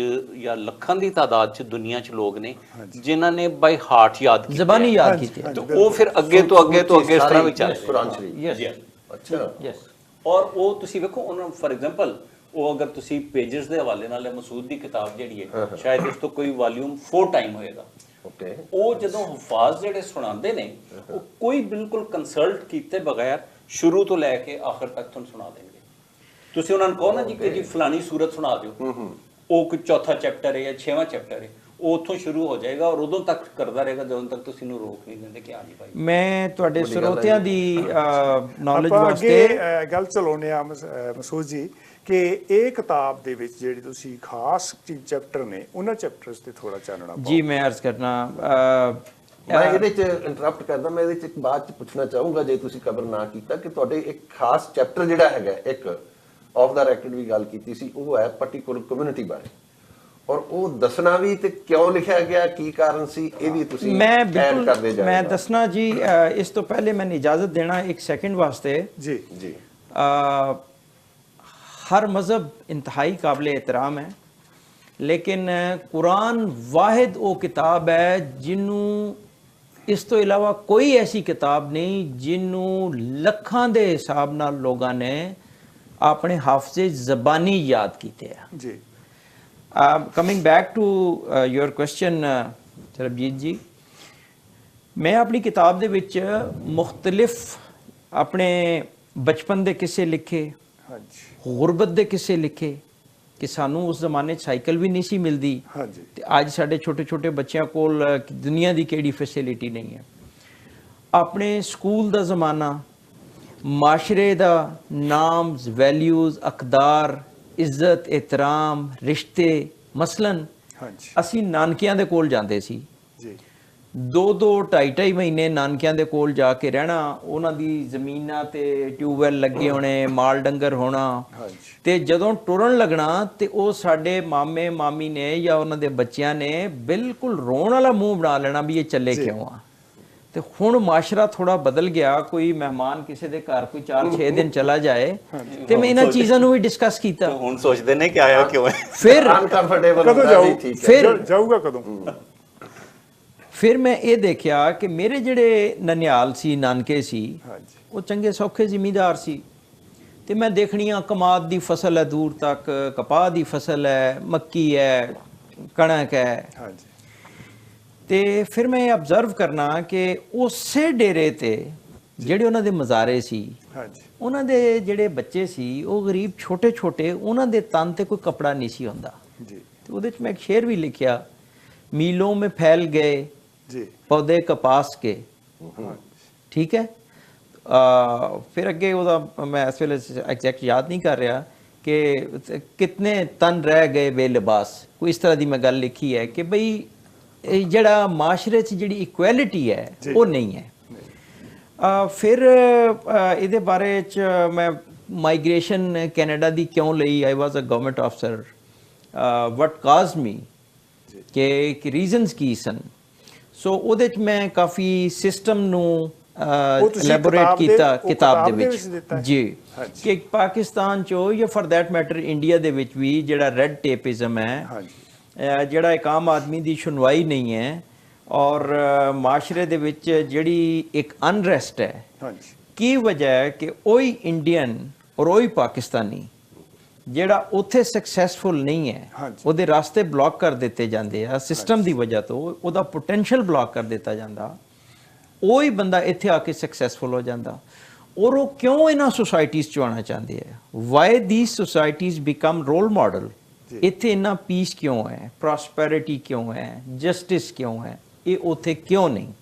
ਸੋ ਥੋੜੀ ਜੀ ਕੰਪੈਰੀਟਿਵ ਸਟੱਡੀ ਵੀ ਇਹਦੀ ਦਿੱਤੀ ਹੈ। ਫਿਰ ਆਪਣੇ ਮਾਂ-ਬਾਪ ਦੇ ਬਾਰੇ 'ਚ ਮੈਂ ਇੱਕ ਚੈਪਟਰ ਲਿਖਿਆ ਕਿ ਮੇਰੀ ਮਾਂ ਜਿਹੜੀ ਹੈ ਉਹ ਜ਼ਿੰਦਗੀ 'ਚ ਕਦੀ ਕਿਸੇ ਫਾਰਮਲ ਸਕੂਲ ਨਹੀਂ ਗਏ, ਬਟ ਅਸੀਂ 4 ਭੈਣਾਂ ਤੇ 4 ਭਰਾ, ਉਹਨਾਂ ਸਾਰਿਆਂ ਨੂੰ ਪੰਜਾਬ ਯੂਨੀਵਰਸਿਟੀ ਤੱਕ ਦੀ ਐਜੂਕੇਸ਼ਨ ਦਿਵਾਈ। ਮੇਰੇ ਫਾਦਰ ਵਾਈਟ ਕਾਲਰ ਜੌਬ ਕਰਦੇ ਸੀ, ਇੱਕ ਆਮ ਆਦਮੀ ਸੀ, ਮਿਡਲ ਕਲਾਸ ਦੇ ਬੰਦੇ ਸੀ, ਉਹਨਾਂ ਦੀ ਡੈਡੀਕੇਸ਼ਨ ਨੂੰ ਸਲੂਟ ਕੀਤਾ। ਔਰ ਫਿਰ ਮੇਰੇ ਵੱਡੇ ਭਾਈ ਸਾਹਿਬ ਸਿਵਲ ਸਰਵਿਸ 'ਚੋਂ ਗਏ, ਮੈਂ ਸਰਵਿਸ 'ਚੋਂ ਗਿਆ। ਮੇਰੇ ਤੋਂ ਛੋਟਾ ਜਿਹੜਾ ਉਹ ਹੀ ਇਜ਼ ਐਜੂਕੇਸ਼ਨਿਸਟ, ਉਸ ਤੋਂ ਛੋਟਾ ਜਿਹੜਾ ਉਹ ਉੱਥੋਂ ਦੀ ਪੁਲਿਸ ਸਰਵਿਸ ਦੇ ਵਿੱਚ DIG ਹੈ, ਡਿਪਟੀ ਇੰਸਪੈਕਟਰ ਜਨਰਲ, ਉਹ ਵੀ ਇਹੀ ਐਗਜ਼ਾਮ ਪਾਸ ਕਰਕੇ ਗਿਆ ਸੀ। ਸੋ ਸਿਮਿਲਰਲੀ ਜਿਹੜੀਆਂ ਮੇਰੀਆਂ ਭੈਣਾਂ ਨੇ ਉਹ ਐਜੂਕੇਸ਼ਨਿਸਟ ਬਣੀਆਂ ਤੇ ਮੈਂ ਮਾਂ-ਬਾਪ ਨੂੰ ਟ੍ਰਿਬਿਊਟ ਪੇਸ਼ ਕੀਤਾ ਹੈ। ਔਰ ਮੈਂ ਸਾਰੇ ਸਰੋਤਿਆਂ ਨੂੰ ਔਰ ਨਵੀਂ ਨਸਲ ਨੂੰ ਇਹ ਪੈਗਾਮ ਦੇਣਾ ਚਾਹਾਂਗਾ कि माँ बाप का रिश्ता एक ऐसा रिश्ता है, इतना पुरखलूस बेलौस रिश्ता है कि वो हमेशा हमेशा अपनी औलाद ਨੂੰ ਆਪਣੇ ਤੋਂ ਅੱਗੇ ਦੇਖਣਾ ਚਾਹੁੰਦੇ। ਜਿਹੜੇ 2 ਚੈਪਟਰ ਬਾਰੇ ਗੁਰਤੇਜ ਗਿੱਲ ਜੀ ਸਪੈਸ਼ਲ ਗੱਲ ਕਰਦੇ ਸੀ, ਪਲੀਜ਼ ਤੁਸੀਂ ਉਹਨਾਂ ਦੇ ਥੋੜਾ ਦਰਸ਼ਕਾਂ ਨੂੰ ਚਾਨਣਾ ਪਾਓ। ਅੱਛਾ, ਮੈਂ ਇਹਦੇ 'ਚ ਕੁਝ ਪੰਜਾਬ ਯੂਨੀਵਰਸਿਟੀ 'ਚ ਆਪਣੀ ਸ਼ਰਾਰਤਾਂ ਦਾ ਵੀ ਜ਼ਿਕਰ ਕੀਤਾ, ਉੱਥੇ ਇਸ਼ਕ ਫਰਮਾ ਲਿਆ ਇੱਕ ਖਾਤੂਨ ਨਾਲ, ਉਹਦੇ ਬਾਰੇ 'ਚ ਵੀ ਜ਼ਿਕਰ ਕੀਤਾ। ਇਹ ਅਲੱਗਾ ਗੱਲ ਆ ਬਈ, ਉਹਦਾ ਜ਼ਿਕਰ ਕਰਨ ਤੋਂ ਬਾਅਦ ਫਿਰ ਘਰ ਵੀ ਜਾਣਾ ਹੁੰਦਾ ਤੇ ਮਸਾਇਲ ਥੋੜੇ ਜਿਹੇ, ਬਟ ਮੈਂ ਕੋਸ਼ਿਸ਼ ਇਹ ਕੀਤੀ ਕਿ ਮੈਂ ਜੋ ਲਿਖ ਰਿਹਾ ਮੈਂ ਸੱਚ ਲਿਖਾਂ। 2 ਚੀਜ਼ਾਂ ਮੈਂ ਮੈਂਸ਼ਨ ਕਰਨਾ ਚਾਹਾਂਗਾ ਜੀ ਕਿ ਇੱਕ ਤੇ ਮੈਂ ਇੱਥੇ ਵੀ ਆਈ ਵਾਜ਼ ਲੱਕੀ ਕਿ ਮੈਨੂੰ ਆਪਣੀ ਫੀਲਡ ਦਾ ਜੌਬ ਮਿਲ ਗਿਆ ਐਜ਼ ਅ ਸੋਸ਼ੋਲੋਜਿਸਟ, लेकिन अनफॉर्चुनेटली कुछ मेरी मेडिकल कंडीशंस ऐसी हो गई, हादसात हुए और लेटली कुछ अरसा पहले मैनू कैंसर डायग्नोज हो गया और टाइम ते डायग्नोज नहीं हो सकिया। इतनी डेवलप कंट्री च रह के कुछ नैगलीजेंसिस होइयां, मैं किसी को ब्लेम नहीं करना चाहांगा, doctors are human being as well, doctor तुहाडा मसीहा हुंदा, ਉਹ ਤੇ ਤੁਹਾਡਾ ਵੈਲ ਵਿਸ਼ਰ ਹੀ ਹੁੰਦਾ, बट हो गया। ਸੋ ਮੈਨੂੰ ਉਹਨਾਂ ਨੇ ਕਿਹਾ ਕਿ ਜੀ ਇਹ ਤੇਰਾ ਜਿਹੜਾ ਕੈਂਸਰ ਹੈ ਇਹ ਹੁਣ ਕਿਉਰੇਬਲ ਨਹੀਂ ਹੈ ਜੀ। ਤੇ ਮੈਂ ਇਸ ਨੂੰ ਵੀ ਆਪਣੀ ਸਟਰੈਂਥ ਬਣਾਇਆ। ਮੇਰੀ ਵਾਈਫ ਨੇ ਰੋਣਾ ਧੋਣਾ ਸ਼ੁਰੂ ਕਰ ਦਿੱਤਾ, ਵਿਚ ਇਜ਼ ਵੈਰੀ ਨੈਚੁਰਲ। ਮੇਰੇ ਭੈਣ ਭਰਾ ਸਾਰੇ ਬਹੁਤ ਪਰੇਸ਼ਾਨ ਹੋ ਗਏ। ਜਿਹੜਾ ਛੋਟਾ DIG ਆ ਉਹ 6 ਫੁੱਟ ਤੋਂ ਉੱਤੇ ਉਹਦਾ ਕੱਦ ਆ ਜਣਾ ਉਹ, ਤੇ ਉਹ 3 ਦਿਨ ਦਫ਼ਤਰ ਨਹੀਂ ਗਿਆ, ਮਤਲਬ ਰੋਵੇ ਹੀ ਰੋਵੇ ਕਿ ਹੈ ਮਸੂਦ ਨੂੰ ਇਹ ਹੋ ਸਕਦਾ। ਤੇ ਮੈਂ ਇਸ ਚੀਜ਼ ਨੂੰ ਆਪਣੀ ਸਟਰੈਂਥ ਬਣਾਇਆ ਔਰ ਮੈਂ ਇਹਨੂੰ ਬਿਲਕੁਲ ਲੁਕੋਇਆ ਵੀ ਨਹੀਂ, ਇਹਨੂੰ ਹਾਈਡ ਵੀ ਨਹੀਂ ਕੀਤਾ। ਮੈਂ ਬਿਲਕੁਲ ਓਪਨ ਇਸ ਵਾਸਤੇ ਕਿ ਹੋ ਸਕਦਾ ਹੈ ਕਿ ਮੇਰੀ ਇਸ ਬਿਮਾਰੀ ਦੀ ਵਜ੍ਹਾ ਤੋਂ, ਡਿਸਕਸ਼ਨ ਤੋਂ ਅਵੇਅਰਨੈਸ ਆਏ ਕਿਸੇ 'ਚ, ਔਰ ਜੋ ਪ੍ਰੋਬਲਮ ਮੇਰਾ ਟਾਈਮਲੀ ਡਾਇਗਨੋਸ ਨਹੀਂ ਹੋਇਆ ਕੋਈ ਹੋਰ ਇਹਦੇ ਤੋਂ ਸਫਰ ਨਾ ਕਰੇ। ਜਿਹੜੀ ਆਮ ਤੌਰ ਤੇ ਹੀਰੋ ਮੰਨਦੇ ਆ, ਸੌਰੀ ਮੈਂ ਇੰਟਰਰਪਟ ਕਰ ਰਿਹਾ, ਕਿ ਜਿਹੜੀ ਤੁਹਾਡੀ ਲਿਖਤ ਤੇ ਤੁਹਾਡੀ ਜਿਹੜੀ ਸਪਿਰਿਟ ਹੈ, ਤੁਹਾਡਾ ਜਿਹੜਾ ਪ੍ਰੈਕਟੀਕਲ ਹੁਣ ਲਾਈਫ ਹੈ, ਇਹ ਇੱਕ ਤਰ੍ਹਾਂ ਦੀ ਇਨਸਪੀਰੇਸ਼ਨ ਹੈਗੀ ਹੈ। ਜਿਹੜੇ ਬੰਦੇ ਇੱਕਦਮ ਜੇ ਡਾਇਗਨੋਸ, ਹੁਣ ਮੈਨੂੰ ਵੀ ਇਸ ਪ੍ਰੋਬਲਮ ਆਈ ਸੀ, ਤੁਹਾਨੂੰ ਇਸ ਚੀਜ਼ ਦਾ ਪਤਾ ਹੈਗਾ ਹੈ ਨਾ, ਬਟ ਇਹ ਹੈ ਕਿ ਆਪਾਂ ਉਹਨੂੰ ਐਜ਼ ਸਟਰੈਂਥ ਯੂਜ਼ ਕੀਤਾ ਔਰ ਉਹਦੇ ਨਾਲ ਕੀ ਹੈ, ਬਾਕੀ ਕਮਿਊਨਿਟੀ ਦੇ ਵਿੱਚ ਇੱਕ ਇਨਸਪੀਰੇਸ਼ਨ, ਮੋਟੀਵੇਸ਼ਨ ਆਉਂਦੀ ਹੈ। ਜੇ ਕਿਸੇ ਨੂੰ ਕੋਈ ਪ੍ਰੋਬਲਮ ਹੈ ਤਾਂ ਇਹ ਨਹੀਂ ਕਿ ਤੁਸੀਂ ਸੁੱਟ ਕੇ ਜਿਹੜਾ ਉਹ ਬੈਠ ਜਾਓ ਕਿ ਲਓ ਜੀ ਮੈਨੂੰ ਤਾਂ ਇਹ ਜਿਹੜੀ ਆ ਉਹ ਬਿਮਾਰੀ ਲੱਗ ਗਈ ਹੈ ਤੇ ਮੈਂ ਹੁਣ ਜ਼ਿੰਦਗੀ 'ਚ ਕੁਝ ਕਰ ਹੀ ਨਹੀਂ ਸਕਦਾ। ਸੋ ਆਈ ਥਿੰਕ ਉਹਨਾਂ ਬੰਦਿਆਂ ਵਾਸਤੇ ਤੁਸੀਂ ਇੱਕ ਬੜਾ ਵੱਡਾ, ਇੱਕ ਅਹਿਮ ਰੋਲ ਮਾਡਲ ਹੋ, ਠੀਕ ਹੈ, ਜਿਹੜੇ ਬੰਦੇ ਸਪਸ਼ਟ ਤੌਰ ਤੇ ਤੁਹਾਨੂੰ ਇੱਥੇ ਬੈਠਿਆ ਦੇਖਦੇ ਆ, ਕਮਿਊਨਿਟੀ ਦੇ ਵਿੱਚ ਆਮ ਵਿਚਰਦੇ ਹੋ, ਤੁਸੀਂ ਜਿਸ ਹੌਸਲੇ ਨਾਲ ਵਿਚਰਦੇ ਹੋ, ਜਿਸ ਸਿਆਣਪ ਨਾਲ ਵਿਚਰਦੇ ਹੋ, ਉਹ ਬਹੁਤ ਵੱਡੀ ਗੱਲ ਹੈਗੀ ਹੈ, ਖਾਸ ਕਰ ਉਹਨਾਂ ਲੋਕਾਂ ਵਾਸਤੇ ਜਿਹੜੇ ਇਸ ਅਜਿਹੀਆਂ ਸਮੱਸਿਆਵਾਂ ਦਾ, ਮੈਡੀਕਲ ਕੰਡੀਸ਼ਨ ਦਾ ਜਿਹੜੇ ਉਹ ਸ਼ਿਕਾਰ ਹੋ ਜਾਂਦੇ ਹੈਗੇ। ਤੁਹਾਨੂੰ ਮੈਂ ਇੱਕ ਜਿਹੜੀ ਗੱਲ ਕਰ ਰਹੇ ਨੇ, ਮੈਂ ਇੱਕ ਦੱਸਾਂ ਮੈਂ ਜੀ, ਤੁਹਾਨੂੰ ਪੂਰਾ ਟਾਈਮ ਦੇਣਾ। ਨਹੀਂ ਮੈਂ ਇਸੇ ਹਵਾਲੇ ਨਾਲ ਇਹ ਗੱਲ ਕਰ ਰਿਹਾ ਹਾਂਜੀ ਕਿ ਜੀ ਇੱਥੇ ਤੁਹਾਨੂੰ ਪਤਾ ਹੈ ਸਾਰੀ ਐਡਵਾਂਸ ਸੁਸਾਇਟੀ, ਇਸ ਤਰ੍ਹਾਂ ਦਾ ਪ੍ਰੋਬਲਮ ਅਗਰ ਡਾਇਗਨੋਜ਼ ਹੋਵੇ ਕੈਂਸਰ ਜੈਸਾ, ਤੇ ਫਿਰ ਉਹ ਜਿਹੜੇ ਨੇ ਨਾ ਤੁਹਾਨੂੰ ਮੈਡੀਕਲ ਟ੍ਰੀਟਮੈਂਟ ਕਰਨ ਵਾਲੇ, ਉਹ ਤੁਹਾਨੂੰ ਮੋਟੀਵੇਸ਼ਨ ਦੇਣ ਵਾਸਤੇ ਉਹ ਤੁਹਾਨੂੰ ਬੁਲਾਉਂਦੇ ਨੇ ਕਿ ਜੀ ਤੁਸੀਂ ਇੱਕ ਮੋਟੀਵੇਸ਼ਨਲ ਸਪੀਕਰ ਹੈ ਔਰ ਤੁਹਾਨੂੰ ਦੱਸਦਾ ਹੈ ਔਰ ਇਹ ਉਹ। ਬਿਲਕੁਲ ਇਸੇ ਤਰ੍ਹਾਂ ਮਸੂਦ ਨੂੰ ਵੀ ਬੁਲਾਇਆ ਜਾਂਦਾ ਸੀ। ਠੀਕ ਹੈ। ਤੇ 2-3 ਸੈਸ਼ਨ ਜਿਹੜੇ ਨੇ ਉਹ ਹੋਰ ਵੀ ਲੋਕ ਸਨ ਜ਼ਾਹਿਰ, ਜਿਹੜੇ ਪ੍ਰੋਬਲਮ ਫੇਸ ਕਰ ਰਹੇ ਸਨ, ਤੇ ਉਹ 2-3 ਸੈਸ਼ਨ ਤੇ ਇਹਨੇ ਬਹਿ ਕੇ ਅਟੈਂਡ ਕੀਤੇ ਤੇ ਫਿਰ ਇਹਦੀ ਪਾਰਟਿਸਿਪੇਸ਼ਨ ਵੇਖ ਕੇ ਤੇ ਉਹਨਾਂ ਨੇ ਆਰਗੇਨਾਈਜੇਸ਼ਨ ਵਾਲਿਆਂ ਨੇ ਇਹਨੂੰ ਮੋਟੀਵੇਸ਼ਨਲ ਸਪੀਕਰ ਬਣਾ ਲਿਆ। ਉਹਨੇ ਕਿਹਾ ਜੀ ਕਿ ਤੁਸੀਂ ਦੱਸਿਆ ਕਰੋ, ਇਹ ਬਾਕੀ ਸੁਣਿਆ ਕਰਨ। ਤੁਹਾਨੂੰ ਕੀ ਗੁਰਤੇਜ ਜੀ, ਤੁਸੀਂ ਵੀ ਕੋਈ ਸਾਂਝੀ ਕਰ ਰਹੇ ਸੀ, ਤੁਹਾਨੂੰ ਵੀ ਹਾਂ, ਮੈਨੂੰ ਦੇਖੋ ਇਹਦਾ ਕੋਈ ਪੇਨ ਨਹੀਂ ਸੀ, ਕੁਝ ਨਹੀਂ ਸੀ। ਕੀ ਹੋਇਆ ਕਿ ਮੇਰੇ ਨਾ ਕੋਈ ਇੱਥੇ ਖਾਰਸ਼ ਜੀ ਲੱਤ ਤੇ ਕਾਫੀ ਹੁੰਦੀ ਸੀ, ਸੱਜੀ ਲੱਤ ਦੇ ਉੱਤੇ, ਤੇ ਮੈਂ ਸਕਿਨ ਸਪੈਸ਼ਲਿਸਟ ਕੋਲੇ ਗਿਆ। ਉਹ ਮੈਂ 2-3 ਵਿਜ਼ਿਟਸ ਤੋਂ ਬਾਅਦ ਉਹਨੇ ਜੋ ਟ੍ਰੀਟਮੈਂਟ ਦਿੱਤਾ, I was completely all right. Punjabi young specialist ਸੀ, ਡਾਕਟਰ ਸੀ, ਤੇ ਉਹ ਕੋਈ ਮੇਰੇ ਵਾਸਤੇ ਕੋਈ ਇਨਫੋਰਮੇਸ਼ਨ ਜਿਹੜੀ ਉਹ ਲੈਣ ਗਿਆ, ਤੇ ਆਫਿਸ 'ਚ ਮੈਂ ਉਹਦੇ ਬੈਠਾ, ਤੇ ਉਹ ਹੁਣ ਡਾਕਟਰ ਦੇ ਆਫਿਸ ਦੇ ਵਿੱਚ ਛੋਟੇ ਉਹ ਪੈਂਫਲੇਟਸ ਜਿਹੇ ਲੱਗੇ ਹੁੰਦੇ ਆ। ਹਾਂਜੀ। ਉਹਦੇ ਵਿੱਚ ਇੱਕ ਲਿਖਿਆ ਹੋਇਆ ਸੀਗਾ ਵੀ ਕੀ are you worried about excessive night sweating, ਵੀ ਰਾਤ ਨੂੰ ਪਸੀਨਾ ਜਿਹੜਾ ਸੁੱਤੇ ਪਿਆ ਨੂੰ ਆਉਂਦਾ, ਤੁਹਾਨੂੰ ਸਮੱਸਿਆ ਨਹੀਂ ਸੀ? ਐ ਤਾਂ ਨਹੀਂ ਕਿਤੇ? ਅੱਛਾ, ਮੈਨੂੰ ਉਹ ਬਹੁਤ ਜ਼ਿਆਦਾ ਆਉਂਦਾ ਸੀ। ਇੱਥੋਂ ਤੱਕ ਹਾਲਤ ਸੀ ਕਿ ਮੈਨੂੰ ਉਹਦਾ ਟੀ-ਸ਼ਰਟ ਜਿਹੜੀ ਆਪਣੀ ਉਹ ਚੇਂਜ ਕਰਨੀ ਪੈਂਦੀ ਹੁੰਦੀ ਸੀ ਰਾਤ ਨੂੰ। ਤੇ ਮੈਂ ਜਦੋਂ ਡਾਕਟਰ ਨੂੰ ਪੁੱਛਿਆ, ਮੈਂ ਕਿਹਾ ਜੀ ਇਹ ਕੀ ਹੈ ਵੀ ਨਾਈਟ ਸਵੈਟਿੰਗ ਦੀ ਕੋਈ ਵਰੀਡ ਮਤਲਬ ਕੀ ਆ ਇਹ? ਤੇ ਉਹ ਕਹਿੰਦਾ ਵੀ ਇਹ ਇਸ਼ੂ ਹੁੰਦਾ ਬਾਡੀ ਦੇ ਵਿੱਚ। ਮੈਂ ਕਿਹਾ ਮੈਨੂੰ ਤਾਂ ਬਹੁਤ ਜ਼ਿਆਦਾ ਪਸੀਨਾ ਆਉਂਦਾ ਰਾਤ ਨੂੰ ਸੁੱਤੇ ਪਿਆ ਨੂੰ। ਐਂਡ ਉਹ ਡਾਕਟਰ ਨੇ ਫਿਰ ਅੱਗੇ ਕੁਐਸਚਨ ਪੁੱਛਣੇ ਸ਼ੁਰੂ ਕਰਤੇ। ਜਿਵੇਂ ਉਹ ਕੁਐਸਚਨ ਪੁੱਛੀ ਜਾਵੇ ਤੇ ਮੈਂ ਥੋੜਾ ਨਰਵਸ ਹੋਈ ਜਾਵਾਂ ਵੀ ਕੀ ਗੱਲ ਹੈ। ਤੇ ਮੈਂ ਉਹਨੂੰ ਜਦੋਂ ਮੈਂ ਕਿਹਾ, ਮੈਂ ਕਿਹਾ ਜੀ ਇਹ ਕੋਈ ਪ੍ਰੋਬਲਮ ਹੈ ਇਹ? ਕਹਿੰਦਾ ਯਾਰ ਤੁਹਾਨੂੰ ਪਤਾ ਇੱਥੇ ਜਿਹੜੇ ਡਾਕਟਰਸ ਹੈ ਸਪਸ਼ਟ ਬੜੇ ਹੁੰਦੇ ਆ, ਤੁਹਾਡੇ ਅਪ ਫਰੰਟ ਉਹ ਦੱਸ ਦਿੰਦੇ ਹੈਗੇ ਆ ਮੂੰਹ ਦੇ ਉੱਤੇ ਕਿ ਕਹਿੰਦਾ ਯਾਰ it can be blood cancer. ਜਦੋਂ ਉਹਨੇ ਇਹ ਗੱਲ ਕੀਤੀ ਤੇ I was scared actually, ਇੱਕਦਮ ਡਾਊਨ ਬੰਦਾ ਹੋ ਜਾਂਦਾ ਹੈਗਾ। ਬਿਲਕੁਲ। ਮੈਨੂੰ ਕਹਿੰਦਾ ਵੀ before you go home test ਕਰਵਾ ਕੇ ਜਾ ਤੂੰ। ਠੀਕ। ਟੈਸਟ ਹੇਠਾਂ ਹੀ ਉਹ ਲੈਬਸ ਹੇਠਾਂ ਸੀ, ਸੋ ਮੈਂ ਗਿਆ ਉੱਥੋਂ ਟੈਸਟ ਕਰਵਾ ਲਿਆ। ਤੇ ਨੈਕਸਟ ਡੇ ਜਿਹੜੀ ਉਹ ਅਦਰ ਡੇ ਉਹਦੇ ਰਿਜ਼ਲਟ ਜਿਹੜੇ ਆ ਗਏ, ਤੇ ਮੇਰੇ ਜਿਹੜਾ ਫੈਮਿਲੀ ਡਾਕਟਰ ਹੈ ਉਹਦੇ ਕੋਲੇ ਵੀ ਇਹ ਗਿਆ, ਤੇ ਉਹ ਹੱਸ ਪਿਆ, ਕਹਿੰਦਾ ਨਹੀਂ ਉਹ ਕੁਛ ਨਹੀਂ, ਕੋਈ ਪ੍ਰੋਬਲਮ ਨਹੀਂ। ਮੈਂ ਕਿਹਾ ਜੀ ਮੈਂ ਸੈਕੰਡ ਓਪੀਨੀਅਨ ਲੈਣੀ ਹੈਗੀ। Then he sent to me to a senior doctor, Surrey Memorial Hospital. Expert. ਉਹਨੇ 45 ਮਿੰਟ ਮੇਰੀ ਜਿਹੜੀ ਹੈ ਮੇਰੇ ਨਾਲ ਗੱਲਬਾਤ ਕੀਤੀ, ਤੇ ਉਹਦੇ ਵਿੱਚੋਂ ਉਹਨੇ 50% ਇਹ ਮੇਕ ਆਊਟ ਕਰ ਲਿਆ ਕਿ ਯੂ ਹੈਵ ਫੋਲੀਕੂਲਰ ਇਹਨੂੰ ਲਿੰਫੋਮਾ ਕਹਿੰਦੇ ਆ। ਬਲੱਡ ਕੈਂਸਰ ਦੀਆਂ ਕੋਈ 30-32 ਦੇ ਕਰੀਬ ਐਗਜ਼ਾਮਪਲਸ ਜਿਹੜੀਆਂ ਉਹ ਟਾਈਪਸ ਹੈਗੀਆਂ। ਐਂਡ ਜਿਹੜਾ ਜਿਹਦਾ ਮੈਂ ਸ਼ਿਕਾਰ ਹੈ ਉਹ ਬੜਾ ਸਲੋ ਗਰੋਇੰਗ ਹੁੰਦਾ। ਠੀਕ ਹੈ। ਉਹਨੂੰ ਫੋਲੀਕੂਲਰ ਲਿੰਫੋਮਾ ਕਹਿੰਦੇ ਹੈਗੇ ਜੀ। ਉਹਨੇ ਮੈਨੂੰ ਫਿਰ ਜਿਹੜੀਆਂ ਦੇਤਾ, ਇਹ ਜਾਂ ਤਾਂ ਇੱਥੇ ਹੁੰਦਾ ਅੰਡਰ ਆਰਮਸ ਜਾਂ ਗਰੋਇਨ ਏਰੀਏ ਦੇ ਵਿੱਚ ਤੇ ਜਾਂ ਪੇਟ ਦੇ ਵਿੱਚ। ਉਹਨੇ ਉਹ ਚੈੱਕ ਚੁੱਕ ਕਰਕੇ ਉਹਨੇ ਕਿਹਾ ਵੀ ਆਈ ਥਿੰਕ ਵੀ ਹੈਗੀ ਹੈ ਪ੍ਰੋਬਲਮ ਤੈਨੂੰ। ਸੋ ਉਹਨੇ ਸਪੈਸ਼ਲਿਸਟ ਕੋਲੇ ਭੇਜਤਾ। ਸਪੈਸ਼ਲਿਸਟ ਨੇ ਦੂਸਰੇ ਤੀਸਰੇ ਦਿਨ ਜਿਹੜਾ ਸਰਜਨ ਸੀ ਉਹਨੇ ਮੇਰੇ ਇੱਥੋਂ ਨਾਟ ਆਪਰੇਸ਼ਨ, ਮਿਨੀ ਆਪਰੇਸ਼ਨ ਕਰਕੇ ਨਾਟ ਕੱਢੀ। ਤੇ ਇਹ 18 ਦੀ ਗੱਲ ਹੈ ਜੀ। 25 ਜੁਲਾਈ 27 ਜੁਲਾਈ 18 ਨੂੰ ਉਹਨਾਂ ਨੇ ਮੈਨੂੰ ਕਨਫਰਮ ਕਰ ਦਿੱਤਾ ਕਿ ਯੂ ਹੈਵ ਫੋਲੀਕੂਲਰ ਲਿੰਫੋਮਾ, ਤੇ ਨਾਲ ਇਹ ਵੀ ਕਰਤਾ ਕਿ ਤੂੰ 18 ਈਅਰ ਤੇਰੀ ਜਿਹੜੀ ਉਹ ਲਾਈਫ ਹੈਗੀ ਹੈ। तो मैं हस के वो डॉक्टर वाज ਜਿਹੜਾ ਕੈਂਸਰ ਸਪੈਸ਼ਲਿਸਟ ਸੀ, ਹੀ ਵਾਸ ਉਹਨੂੰ ਪਸੀਨਾ ਆ ਰਿਹਾ ਸੀਗਾ ਰਦਰ, ਤੇ ਮੈਨੂੰ ਕਹਿੰਦਾ ਵੀ ਤੂੰ ਯੂ ਆਰ ਸਮਾਈਲਿੰਗ। ਮੈਂ ਕਿਹਾ ਜੀ ਕੋਈ ਗੱਲ ਨਹੀਂ, 17 18 10 ਤਾਂ ਮੈਂ ਆਪਣੇ ਕੋਲੋਂ ਐਡ ਕਰ ਲੂੰਗਾ। ਇੰਨੇ ਸਾਲ ਬਹੁਤ। ਸੋ ਜਿੰਨੇ ਵੀ ਹੁਣ ਦੋਸਤ ਮਿੱਤਰ ਮਿਲਦੇ, ਮੈਂ ਸੋਸ਼ਲ ਮੀਡੀਆ ਤੇ ਵੀ ਇਸ ਚੀਜ਼ ਦਾ ਪਾਇਆ ਸੀ, ਸਾਰੇ ਹਾਲ ਚਾਲ ਪੁੱਛਦੇ ਆ, ਬਟ ਸੇਮ ਟਾਈਮ ਇਸ ਚੀਜ਼ ਦਾ ਮੈਨੂੰ ਐਨਕਰੇਜ ਵੀ ਕਰਦੇ ਹੈਗੇ ਆ, ਐਪਰੀਸ਼ੀਏਟ ਵੀ ਕਰਦੇ ਆ ਕਿ ਯਾਰ ਵੀ ਤੂੰ, ਤੇਰੇ ਤਾਂ ਚਿਹਰੇ ਤੋਂ ਲੱਗਦਾ ਹੀ ਕੁਝ ਨਹੀਂਗਾ। ਕਿਉਂਕਿ ਮੈਨੂੰ ਹੋ ਸਕਦਾ 10 ਸਾਲ ਅਜੇ ਪਤਾ ਨਾ ਲੱਗਦਾ, ਠੀਕ ਹੈ ਨਾ, ਕਿਉਂਕਿ ਉਹਦਾ ਕੋਈ ਪੇਨ ਨਹੀਂ, ਕੋਈ ਟੋਟਲੀ ਪੇਨਲੈਸ ਹੁੰਦਾ ਹੈ। ਤੁਹਾਡੇ ਦੋਵਾਂ ਦੇ ਹੌਸਲੇ ਨੂੰ ਅਸੀਂ ਜੀ ਆਇਆਂ ਵੀ ਆਖਦੇ ਹਾਂ ਤੇ ਤੁਹਾਨੂੰ ਸ਼ਾਬਾਸ਼ੇ ਵੀ ਦਿੰਦੇ ਹਾਂ। ਤੇ ਮੈਂ ਸਾਂਝਾ ਟੀਵੀ ਦੀ ਸਾਰੀ ਟੀਮ ਵੱਲੋਂ ਤੁਹਾਨੂੰ ਸ਼ਾਬਾਸ਼ੇ ਦੇਣ ਦੇ ਨਾਲ ਸਾਰੇ ਦਰਸ਼ਕਾਂ ਤੋਂ ਵੀ ਖੁੱਲ੍ਹ ਲੈਣਾ, ਉਹਨਾਂ ਵੱਲੋਂ ਵੀ ਤੁਹਾਨੂੰ ਸ਼ਾਬਾਸ਼ੇ ਦੇਣਾ। ਬਹੁਤ ਮਿਹਰਬਾਨੀ। ਇਹਦੇ ਤੋਂ ਸਾਰੇ ਦਰਸ਼ਕਾਂ ਨੂੰ ਜਿਹੜੇ ਹੋਰ ਕੋਈ ਛੋਟੀ ਮੋਟੀ ਪ੍ਰੋਬਲਮ ਚ ਵੀ ਆ, ਉਹਨਾਂ ਨੂੰ ਵੀ ਹੌਸਲਾ ਮਿਲੂਗਾ। ਸਰਬਜੀਤ ਜੀ, ਇਹ ਬੜਾ ਜ਼ਿੰਦਗੀ ਜਿੰਨੀ ਸ਼ਾਨ ਨਾਲ ਜੀਓਗੇ, ਜਿੰਦਾ ਦਿਲੀ ਨਾਲ ਜੀਓਗੇ, ਉਨੀ देखो ਲੰਮੀ ਤੇ ਸੌਖੀ ਇਹ ਜੀਓਗੇ। ਬੜੀ ਇੱਕ ਇੰਪੋਰਟੈਂਟ ਟੌਪਿਕ ਹੈ, ਔਰ ਮੈਂ ਤੁਹਾਡੇ ਨਾਜ਼ਰੀਨ ਨੂੰ ਜਾਂ ਸਰੋਤਿਆਂ ਨੂੰ ਮੁਖਾਤਿਬ ਕਰਕੇ ਕਹਿਣਾ ਚਾਹਾਂਗਾ ਕਿ ਦੇਖੋ, ਜਦੋਂ ਮੈਨੂੰ ਕੈਂਸਰ ਡਾਇਗਨੋਸ ਹੋਇਆ ਤੇ ਮੇਰੀ ਵਾਈਫ ਨੇ ਰੋਣਾ ਧੋਣਾ ਸ਼ੁਰੂ ਕਰ ਦਿੱਤਾ, ਵਿਚ ਇਜ਼ ਕੁਆਇਟ ਨੈਚੁਰਲ। ਬੱਚੇ ਛੋਟੇ ਨੇ, ਭੈਣ ਭਰਾਵਾਂ ਨੇ। ਮੈਂ ਉੱਥੇ ਹੀ ਹਸਪੀਟਲ ਹੈ, ਸਰੀ ਮੈਮੋਰੀਅਲ ਹਸਪੀਟਲ, ਮੈਂ ਆਪਣੀ ਵਾਈਫ ਨੂੰ ਇਹ ਪੁੱਛਿਆ ਕਿ ਅਗਰ ਖੁਦਾ ਨਾ ਖਾਸਤਾ ਮੈਨੂੰ ਇੱਥੇ ਬੈਠੇ ਬੈਠੇ ਹਾਰਟ ਅਟੈਕ ਹੋ ਜਾਏ ਤੇ ਮੈਂ ਮਿੱਟੀ ਦਾ ਢੇਰ ਬਣ ਜਾ, ਕੈਨ ਯੂ ਡੂ ਐਨੀਥਿੰਗ? ਨੋ।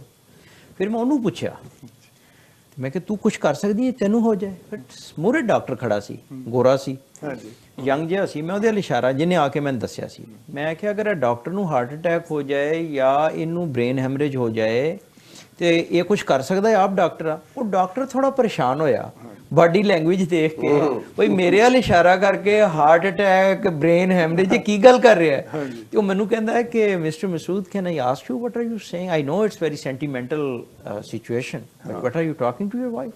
ਮੈਂ ਉਹਨੂੰ ਗੱਲ ਦੱਸ ਦਿੱਤੀ, ਕੋਈ ਕੁਝ ਨਹੀਂ ਕਰ ਸਕਦਾ। ਤੇ ਉਹ ਆਇਆ, ਉਹਨੇ ਮੇਰੀ ਵਾਈਫ ਦੇ ਇੱਥੇ ਮੋਢੇ ਤੇ ਹੱਥ ਰੱਖ ਕੇ ਕਹਿੰਦਾ ਕਿ lady, B brave, you should feel proud of your husband. He is a brave man and he is very exceptional patient. मैं कहा, डॉक्टर लोग, thank you very much for your kind comments, but I'm not a patient. I got a condition and I'll deal with it. देखो, exceptional personality ਜ਼ਿਆਦਾ ਜੱਚਦਾ ਸੀ। देखो, मैं एक गल दस दियां सारे ਸਰੋਤਿਆਂ ਨੂੰ,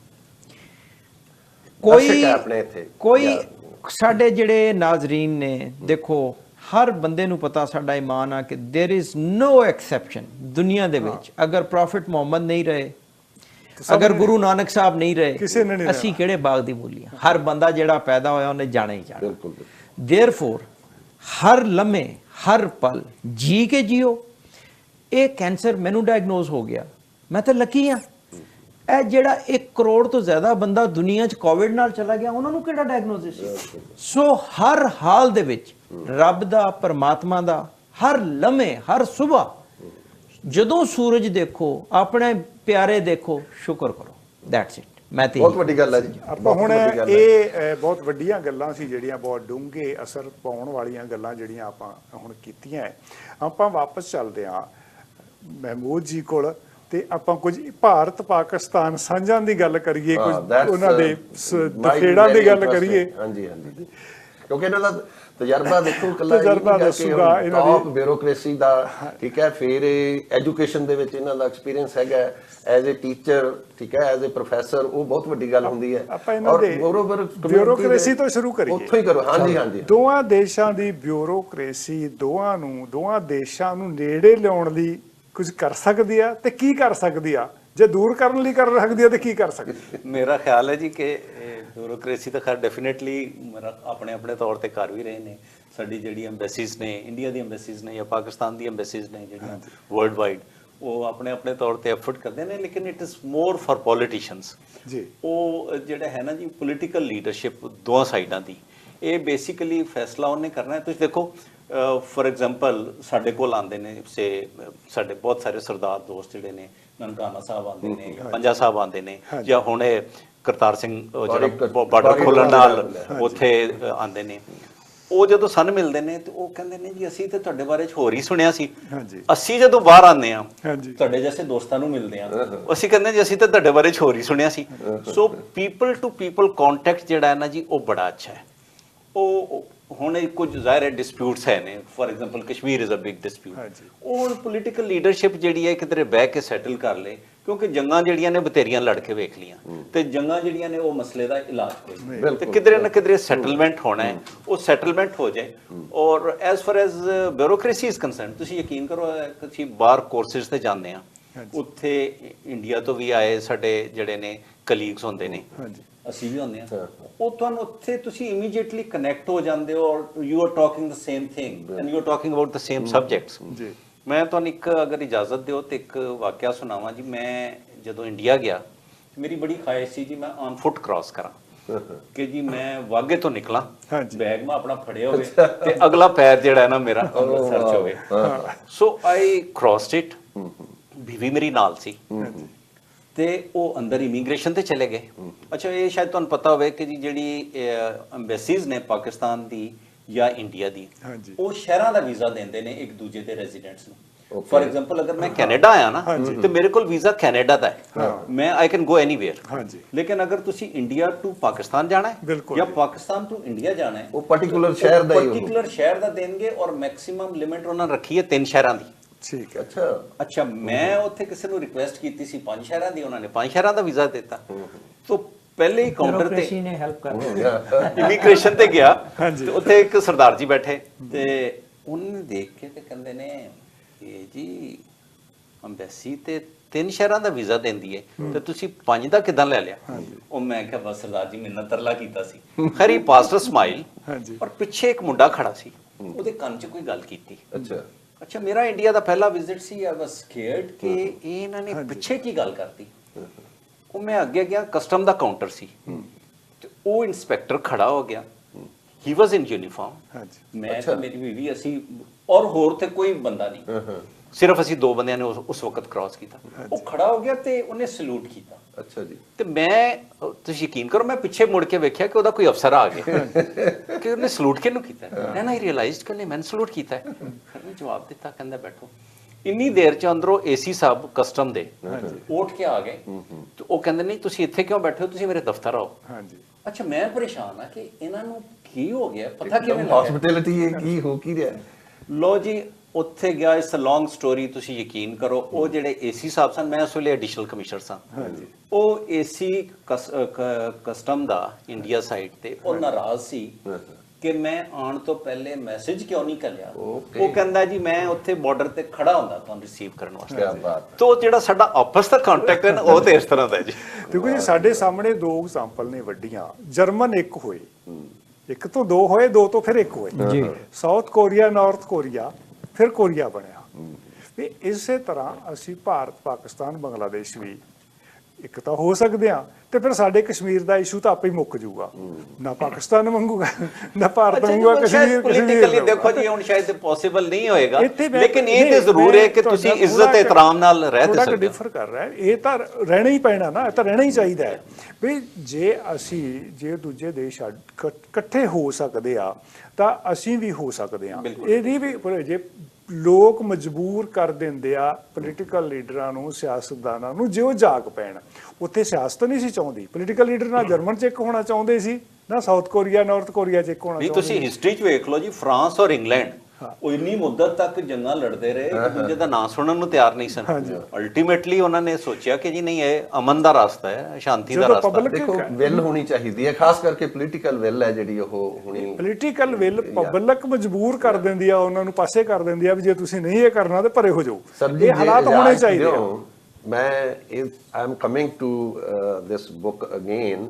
ਇਹਦੇ ਵਿੱਚ ਇੱਕ ਚੈਪਟਰ ਜੋ ਮੈਂ, ਕਿਉਂਕਿ ਮੈਂ ਪੜ੍ਹ ਤਾਂ ਨਹੀਂ ਸਕਦਾ, ਜੋ ਮੈਨੂੰ ਜਿਹੜਾ ਦੱਸਿਆ ਗਿਆ, ਐਕਸਪਲੇਨ ਕੀਤਾ, ਇਹਦੇ ਵਿੱਚ ਸਿੱਖੀਜ਼ਮ ਬਾਰੇ ਤੁਹਾਡਾ ਕੋਈ ਕੀ ਜ਼ਿਕਰ ਹੈਗਾ ਕੀਤਾ ਜੀ? ਥੋੜਾ ਖੁੱਲ ਕੇ ਦੱਸੋ ਪਲੀਜ਼। देखो मेरी ख्वाहिश होएगी कि ज़्यादा क्वेश्चन मेरे भाई साहब ਨੂੰ ਕੀਤੇ ਜਾਣ ਔਰ ज़्यादा ਨੌਲੇਜ ਵੀ ਉਹਨਾਂ ਦੇ ਕੋਲ ਹੀ ਹੈ ਔਰ ਮੈਂ Brief, just brief, but thank you for the asking a question Gurtej. ਮੈਂ ਆਵਾਜ਼ੇ ਮਸੂਦ ਲੀਲਾ ਜਿਹੜੀ ਮੇਰੀ ਆਪ ਬੀਤੀ ਹੈ ਇਹਦੇ 'ਚ ਬਹੁਤ ਕੁਝ ਲਿਖਿਆ ਹੈ। ਮਿਸਾਲ ਦੇ ਤੌਰ ਤੇ ਮੈਂ ਕੈਨੇਡਾ ਇਮੀਗ੍ਰੇਸ਼ਨ ਕਿਸ ਤਰ੍ਹਾਂ ਹੋਈ, ਉਹਦੇ 'ਚ ਮਸਾਇਲ ਕੀ ਆਏ ਤਾਂ ਕਿ ਆਮ ਆਦਮੀ ਦਾ ਫਾਇਦਾ ਹੋਵੇ। ਹਾਂਜੀ ਕਿਹੜੀ ਕਿਹੜੀ ਹਰਡਲਸ ਆਈਆਂ, ਵੀਜ਼ੇ ਕਿਸ ਤਰ੍ਹਾਂ ਲਏ, ਇੰਟਰਵਿਊ ਵਾਸਤੇ ਮੈਂ ਕਿਸ ਤਰ੍ਹਾਂ ਪਹੁੰਚਿਆ ਔਰ ਫਿਰ ਇੱਥੇ ਆ ਕੇ ਕੀ ਮਸਾਇਲ ਹੋਏ। ਮਲਟੀਕਲਚਰਲਿਜ਼ਮ ਹੈ ਇੱਥੇ, ਇੱਕ ਨਈ ਸੁਸਾਇਟੀ 'ਚ ਜ਼ੀਰੋ ਤੋਂ ਆ ਕੇ ਸਟਾਰਟ ਕਰਨਾ। ਫਿਰ ਮੈਂ ਇੱਥੇ ਆ ਕੇ ਥੋੜਾ ਜਿਹਾ ਕ੍ਰਿਟਿਸਿਜ਼ਮ ਵੀ ਕੀਤਾ ਆਪਣੀ ਬੈਕ ਸੁਸਾਇਟੀ ਨੂੰ, ਜਦੋਂ ਕੰਪੇਅਰ ਕੀਤਾ ਕਿ ਇੱਥੇ ਕੋਈ ਕਿਸੇ ਖਾਸ ਆਮ ਬੰਦੇ ਦੀ ਕੋਈ ਐਸੀ ਉਹ ਪਹਿਚਾਣ ਨਹੀਂ ਕਿ ਸਾਡਾ ਇੱਕ ਮੈਂਬਰ ਪਾਰਲੀਮੈਂਟ ਵੀ ਬੈਂਕ ਚੋਂ ਲਾਈਨ ਚੋਂ ਲੱਗੇ ਆ, ਹਾਂਜੀ ਐਮਐਲਏ ਜਿਹੜਾ ਮੈਂਬਰ ਲੈਜਿਸਲੇਟਿਵ ਅਸੈਂਬਲੀ ਜਾਂ ਕੋਈ ਮਿਨਿਸਟਰ ਹੈ। ਮੇਰੇ ਘਰ ਇੱਥੋਂ ਦੇ ਲੋਕਲ ਮਿਨਿਸਟਰ ਔਰ ਐਮਪੀਜ਼ ਆਉਂਦੇ ਨੇ, ਤੁਸੀਂ ਯਕੀਨ ਕਰੋ ਕਿ ਅੱਜ ਤੱਕ ਕਦੀ ਕਿਸੇ ਦੇ ਨਾਲ ਡਰਾਈਵਰ ਨਹੀਂ ਦੇਖਿਆ।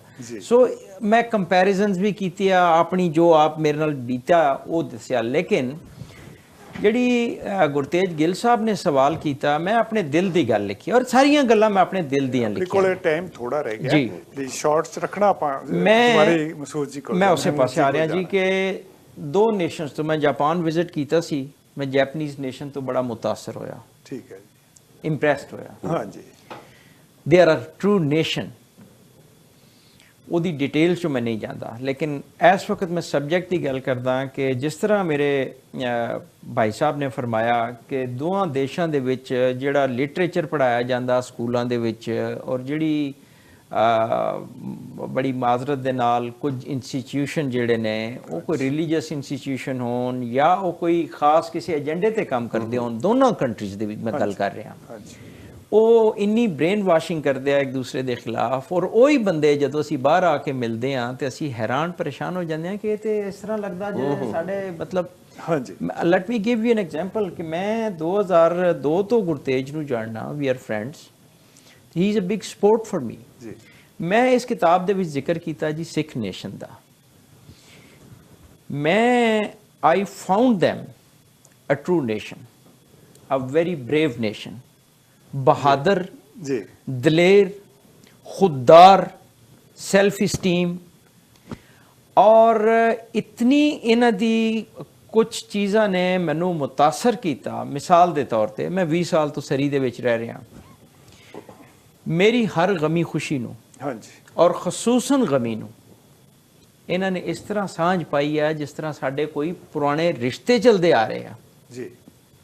ਦੂਸਰਾ, ਮੈਂ ਕੋਈ ਗੱਲ ਐਗਜ਼ੈਜਰੇਟ ਕਿਸੇ ਦੇ ਬਾਰੇ 'ਚ ਨਹੀਂ ਕਰਦਾ। ਪਾਕਿਸਤਾਨ 'ਚੋਂ 2005 ਦੇ ਵਿੱਚ ਬੜਾ ਸਖਤ ਜ਼ਲਜ਼ਲਾ ਆਇਆ ਜੀ। ਜਦੋਂ ਜ਼ਲਜ਼ਲਾ ਆਇਆ ਇਹ ਕੁਦਰਤੀ ਆਫਤ ਸੀ ਤੇ ਹਜ਼ਾਰਾਂ ਦੇ ਹਿਸਾਬ ਨਾਲ ਬੰਦੇ ਮਾਰੇ ਗਏ, ਬਿਲਡਿੰਗਸ ਗਿਰ ਗਈਆਂ, ਕਸ਼ਮੀਰ 'ਚੋਂ ਬਹੁਤ ਜ਼ਿਆਦਾ ਨੁਕਸਾਨ ਹੋਇਆ। ਤੇ ਸਿੱਖ ਕਮਿਊਨਿਟੀ ਨੇ, ਮੈਨੂੰ ਬੜੀ ਅੱਛੀ ਤਰ੍ਹਾਂ ਯਾਦ ਹੈ ਕਿ ਰੇਡੀਓਥਾਨ ਕਰਕੇ within 3 days millions of dollars ਇਕੱਠੇ ਕਰਕੇ, ਉਦੋਂ ਜਨਰਲ ਮੁਸ਼ਰਫ ਪ੍ਰੈਜ਼ੀਡੈਂਟ ਸਨ, ਤੇ ਪਾਕਿਸਤਾਨ ਡੋਨੇਸ਼ਨ ਭੇਜਿਆ। ਫਿਰ 2010 ਦੇ ਵਿੱਚ ਫਲੱਡ ਆਇਆ ਪਾਕਿਸਤਾਨ ਦੇ ਵਿੱਚ, ਬਹੁਤ ਬੜਾ ਫਲੱਡ ਸੀ, ਬਹੁਤ ਜ਼ਿਆਦਾ ਨੁਕਸਾਨ ਤੇ ਹਮੇਸ਼ਾ ਗਰੀਬ ਦਾ ਹੀ ਹੁੰਦਾ।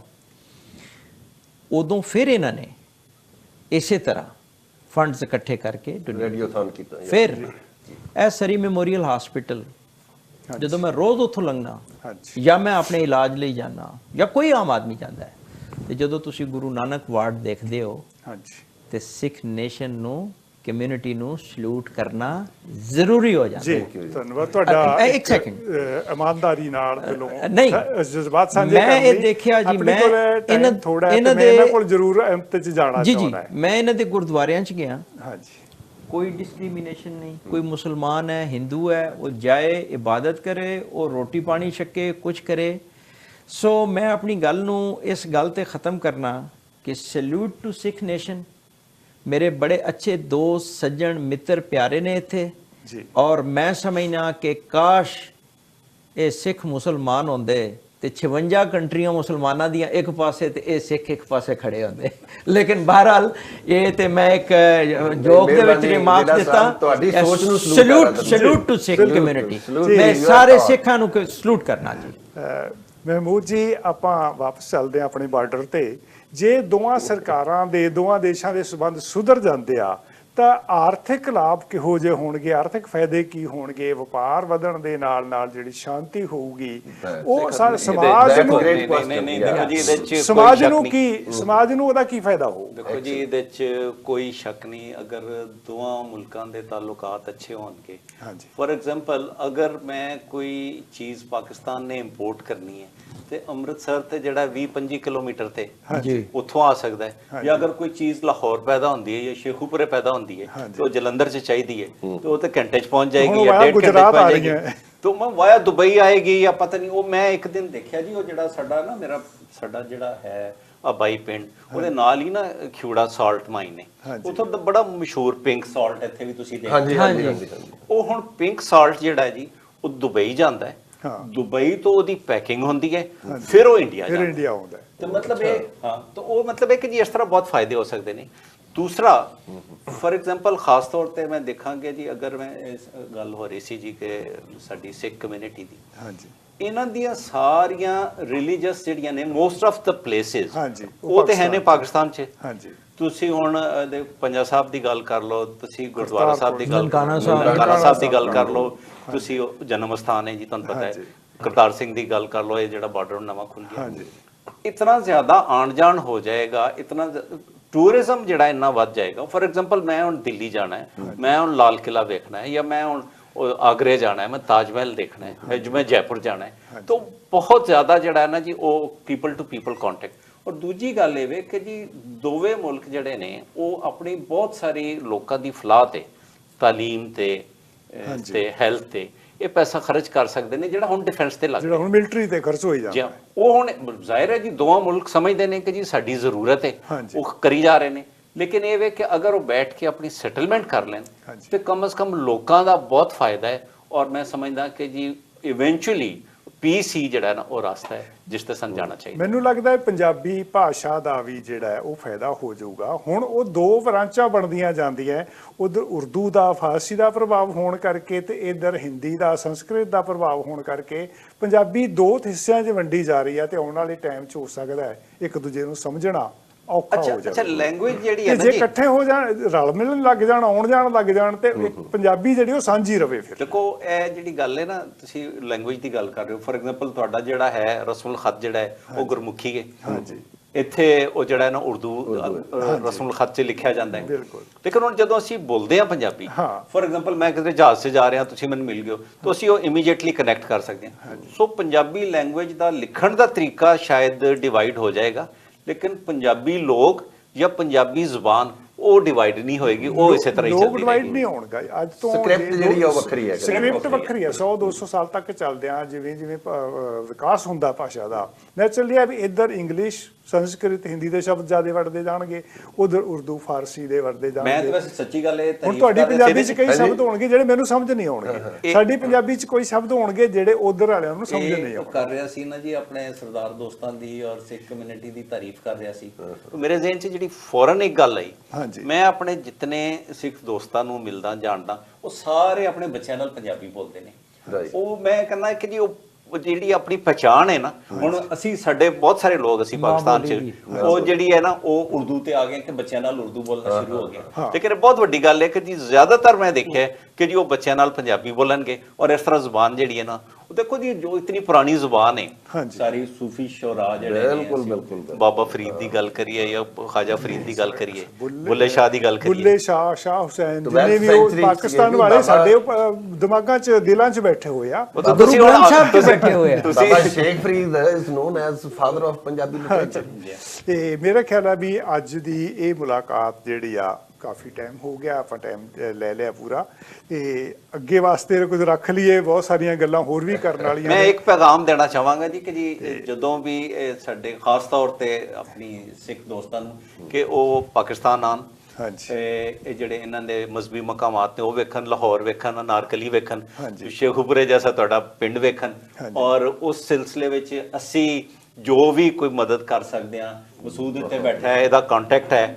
ਮੈਂ ਤੁਹਾਡੇ ਟੀਵੀ ਦੇ ਹਵਾਲੇ ਨਾਲ ਦੋਸਤਾਂ ਨੂੰ ਕਹਿਣਾ ਚਾਹੁੰਦਾ ਕਿ ਵਾਟਐਵਰ ਫੈਸਿਲਿਟੀਜ਼ ਰਿਕੁਆਇਰਡ ਸਾਡੇ ਮਹਿਮਾਨ ਬਣਨ, ਸਾਡੇ ਕੋਲ ਆਉਣ, ਸਾਨੂੰ ਬੜੀ ਖੁਸ਼ੀ ਹੋਈ। ਬਹੁਤ ਮਿਹਰਬਾਨੀ ਜੀ ਲੀਲਾ ਅਸੀਂ ਸਾਹਿਬ। ਜ਼ਰੂਰ ਆਵਾਂਗੇ, ਬਿਲਕੁਲ, ਤੁਸੀਂ ਬਿਲਕੁਲ। ਹੋਸਟ ਬੈਠੇ ਹੋ, ਅਸੀਂ ਮਹਿਮਾਨ ਬਣ ਕੇ ਜ਼ਰੂਰ ਆਵਾਂਗੇ ਜ਼ਰੂਰ ਆਓ ਤੁਹਾਡੇ ਜੀ, ਕੋਲ। ਬਿਲਕੁਲ, ਅਸੀਂ ਤੇ ਮੁੰਤਜ਼ਰ ਇੱਕ ਮਿੰਟ 'ਚ ਮੈਂ ਇੱਕ ਖਾਸ ਗੱਲ ਦੱਸਦਾ ਜਾਣਾ ਹੈ ਤੁਹਾਡੇ।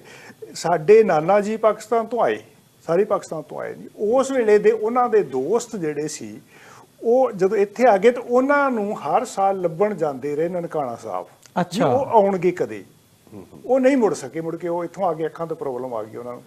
ਮਾਮਾ ਜੀ ਨਹੀਂ ਗਏ ਕਾਫੀ ਸਾਲ ਬਾਅਦ। ਉਹਨਾਂ ਨੂੰ ਮਾਮਾ ਜੀ ਦੀ ਕਿਸੇ ਨੇ ਮੈਸੇਜ ਭੇਜਿਆ ਕਿ ਦੁਕਾਨਦਾਰ ਨੇ ਗਏ ਵੀ ਇੱਕ ਵਾਰੀ ਨਨਕਾਣਾ ਸਾਹਿਬ, ਤੇ ਕਿਸੇ ਨੇ ਉਹਨਾਂ ਨੂੰ ਪਛਾਣ ਲਿਆ। ਉਹ ਕਹਿੰਦੇ ਜੀ ਫਲਾਣੇ ਪਿੰਡ ਤੋਂ ਇੱਕ ਬੰਦਾ ਹਰ ਸਾਲ ਆਉਂਦਾ ਨਨਕਾਣਾ ਸਾਹਿਬ, ਤੇ ਉਹ ਤੁਹਾਡੇ ਪਰਿਵਾਰ ਦਾ ਨਾਂ ਲੈ ਕੇ ਪੁੱਛਦਾ ਵੀ ਕੋਈ ਉਹਨਾਂ ਚੋਂ ਆਇਆ ਹੈ?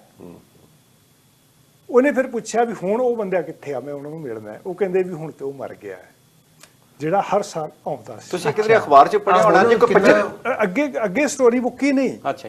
ਉਹਨਾਂ ਨੇ ਮੁੜ ਕੇ ਰਾਬਤਾ ਕੀਤਾ ਉਹਨਾਂ ਦੇ ਪਰਿਵਾਰ ਨਾਲ। ਮਾਮਾ ਜੀ ਵੀ ਪੂਰੇ ਹੋ ਗਏ ਕਿਉਂਕਿ ਉਹ ਵੀ ਬਜ਼ੁਰਗ ਹੋ ਚੁੱਕੇ ਸੀਗੇ।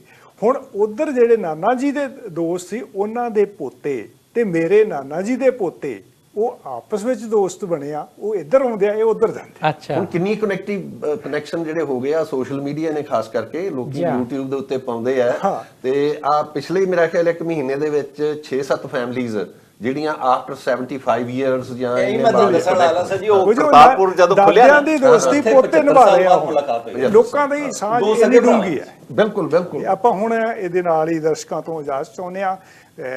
ਸਾਰੇ ਦਰਸ਼ਕਾਂ ਨੂੰ ਪਿਆਰ ਭਰੀ ਸਤਿ ਸ੍ਰੀ ਅਕਾਲ। ਖੁਸ਼ ਰਹੋ, ਤੰਦਰੁਸਤ ਰਹੋ। ਇਹੋ ਜਿਹੇ ਮਹਿਮਾਨ ਸਾਡੇ ਵਿਹੜੇ ਆਉਂਦੇ ਰਹਿਣ ਤੇ ਅਸੀਂ ਤੁਹਾਡੇ ਸਾਹਮਣੇ ਰੂਬਰੂ ਤੁਹਾਡੇ ਨਾਲ ਕਰਾਉਂਦੇ ਰਹੀਏ। ਧੰਨਵਾਦ।